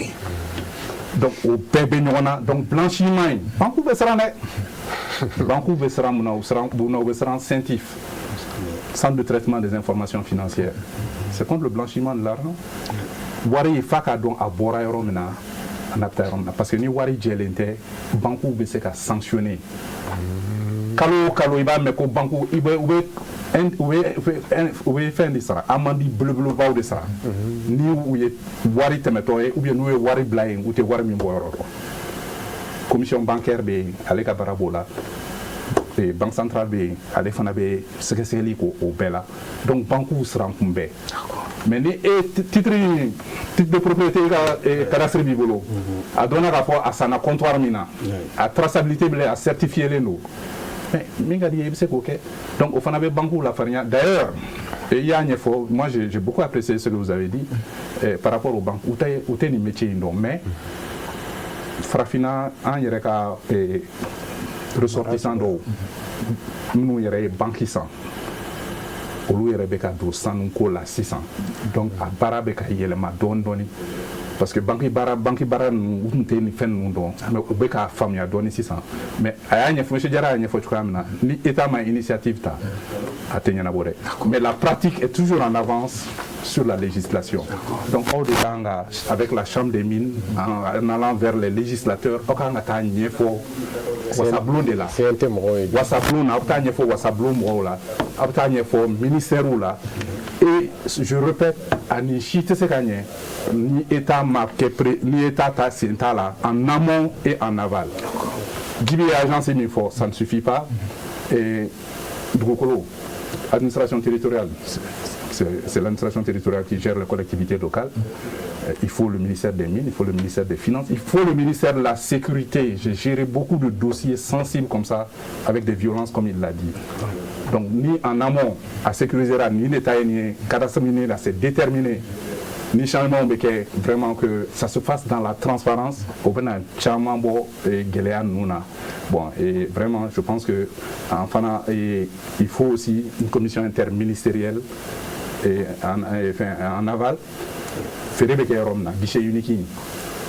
Guichet unique, il faut que l'État représentant un bécaké, akanake takanika segné, akanake procédure warawe, akanake wardio warawe, que ce soit simplifié et même avec des documents en ligne, il casse qu'à remplir peut-être qu'il y a une kananyoin, mais information nous a dit, il casse qu'à dit peut-être assez rapide. D'accord. Franchement, on a débat Diarra, mais technicien n'a pas Wati sera. Donc vraiment, ko karan commune na donc ko ga damandala organiser ko nga barak ga gela miri bolo alibi sabula mawbetu choko ya bi karan commune na. D'accord, Mamadou Namaketa Maro le patriarche à l'état. Donc il y a un message perçu là. Donc vraiment Wati Moudirama asira. Il y a foma. Donc maintenant m'avec un mouké. Comment va ça parce que technicien n'a pas de droit moral il va atteindre dans les droits voilà il y a atteindre dans les droits et je pense que après le mois de carême parce que ça il faut que Akana tourner amena à toi voilà il y a forme donc vraiment Bogara pour faut tenir donc Farabalay donc Bifo vraiment merci Adja Dadro ou bien de Kumagalaba voilà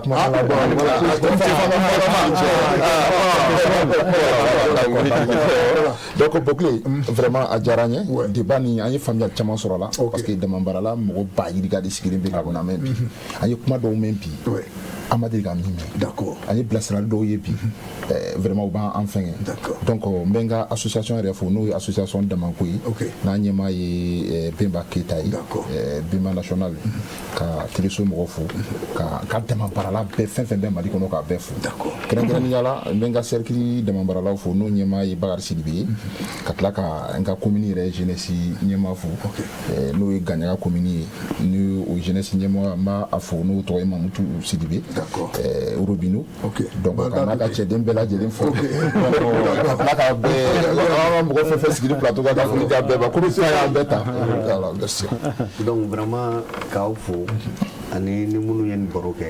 ku fo ka hakli wala la donc ka nga tonne bela jeli fo no grom ton l'entraîneur là ka nga présent fo ka mo duya d'après la bana projet document pour projet pacte donc projet financé par l'USAID donc lorsque Trump a été élu a eu projet job mais il y a le projet nga job projet ni atelier de formation badenke avec tous les acteurs de ce secteur la filière. Donc il y a eu des recommandations fortes avec le ministère des Mines monoï donc jamana ka laje akata recommandation ta akasika era bonne ko mono d'accord na yo ke je pense que we tasra soro mais le problème jamana en kono minnu bɛ fɛn mun dɔn olu tɛ bila o la minnu t'a dɔn olu de bɛ fɛ k'o kɛ donc ne ma o ɲɛnabɔ cogo ye dɛ. Ok, il n'y a pas de problème. Ok, comme vous avez dit, vraiment je te remercie et tu as un frère remercié. Moi je peux dire que le Mali commence à avoir sa souveraineté minière avec le nouveau code minier de 2023 parce que à Kakanga fo barça la ɲini kɛ yan laɲini ninnu caman sabatira bien qu'à bɛɛ ma kɛ 100% au code minier 2023 o ye contenu local ye o ye audit minier ye bon maintenant an bɛ min fɔ ka d'a kan cadastre min bɛ yen vraiment avec la création du nouveau commissariat cadastre min bɛ yen n'a logelen tɛ Mali la ou ka ta kana n'a ye an ka segin cadastre kura kan fait par les Maliens pour les Maliens et fait ici au Mali. Voilà, et ça va compléter la souveraineté minière. D'accord, on profite pour saluer M. Hilaire Diarra. Voilà. D'accord, Modibo. Mais on faut, Chérif la barakelaw bɛɛ an b'aw fo ani minnu y'an lajɛ k'an lamɛn ani co-débatteurs n bɛ fɛ ka min fɔ sanu in nafaba de b'a la Mali bolo mais sanu in a bɛ ban ressources non renouvelables de don donc an bɛ se ka nafa min sɔrɔ a la f'an k'o sɔrɔ a la joona kɛrɛnkɛrɛnnenya la a bɛ se ka maliyɛn bɛɛ nafa cogoya min na donc o ye sanu bɔ secteur bɛɛ de k'a daminɛ orpaillage la fo mine industrielle mɔgɔw ka n'i concentrer dɔrɔn mine industrielle kan pour que n'an bɛ fɛ pour que l'or brille pour tous les Maliens sanu ka nafa ka se maliyɛn bɛɛ ma faut que an ka filière bɛɛ de jateminɛ an ka sirati bɛɛ jateminɛ ale monsieur Diarra ye min fɔ a tɛ kɛ ten dɛ aw bɛ wuli de aw de bɛ lobbying kɛ sisan aw de bɛ se minnu bɛ décision ta aw de bɛ taa ɲɛf'u ɲɛna aw b'u bilasira je pense qu'o de b'a to fɛnw bɛ ɲɛ i n'a fɔ code minier ninnu ye jibiw ye lobbying kɛ cogoya min na a ye gɛrɛ u la u b'a ɲɛfɔ an ɲɛna a bɛ kɛ cogoya min na je crois que ni hakilimaw farala ɲɔgɔn kan o bɛ se k'a to sanuko in bɛ se ka nafa lase maliyɛnw ma. Ok, Bakar, kɔrɔfɔ vraiment Faraba Laye, merci beaucoup. Mbaye, merci. Djibril, merci beaucoup. Boulonda Magalou, merci. Donc mɔgɔ min ye an dɛmɛ ka baara nɔgɔya an bolo an bɛ taa Chérifula direction ba la donc an b'o k'u fo yen. Koulibaly, Soore n'a ka an b'u fo n'an bɔra an bɛna réalisation na Mohamed Keita ani Abu officiel an b'u bɛɛ lajɛlen n'an bɔra an bɛ taa régie kɔnɔ an b'u bɛɛ lajɛlen fo mais Bakar an tɛ se ka wuli k'a jira k'a fɔ ko bi ye an ka émission bɛɛ kan b'a dɔn programme bɛna falen o programme bɛna falen mun na an bɛna don sunkalo la donc sunkalo 1 mois vraiment Dieu merci an fana bɛna taa an bɛna lafiya kosɛbɛ parce que sunkalo fɛ i tɛna se ka jibi ni donc direction y'o de faamu k'a jira k'a fɔ bi débat salan de bois an bɛna a jɔ donc dans un mois donc on va bien se reposer donc Bakar an bɛ yafa ɲini kɛ o bɛɛ fɛ donc Traoré Mamadou Mouri Abidjan Palmera ale b'a lamɛn docteur Madame Diallo an b'a ɲina kɔ n'u ye Mamadou Samake Sam Diaba an b'a ɲina ale fana kɔ Amadou Diadje Sangare Saher an b'a ɲina kɔ Baba Thiam Hippodrome Mimi Diallo collège Transhistoire de Mille an b'ale fana fo kosɛbɛ n'o tɛmɛna ka bɔ n'u ye la police de Zegoa donc an b'o fo Tadjana k'o fo Baga Buguni an b'ale fana fo donc ka kun cɛ ni jɔn fana ye Ousmane Chérif Madame Aïdara karamɔgɔ an bɛ dugawu k'i ye i ni ka denbaya ala k'i ma an kɔrɔ vraiment bon i bɛ mun ɲini ala fɛ ala ka i sɔn maintenant bon vraiment donc ala ka musaka nɔgɔya an bɛɛ lajɛlen ani an filɛbaga bɛɛ lajɛlen d'accord ni ala man ka jɔn yɛrɛ la le mois prochain ni sunkalo banna ka seli ban pewu an bɛna ɲɔgɔn sɔrɔ yan.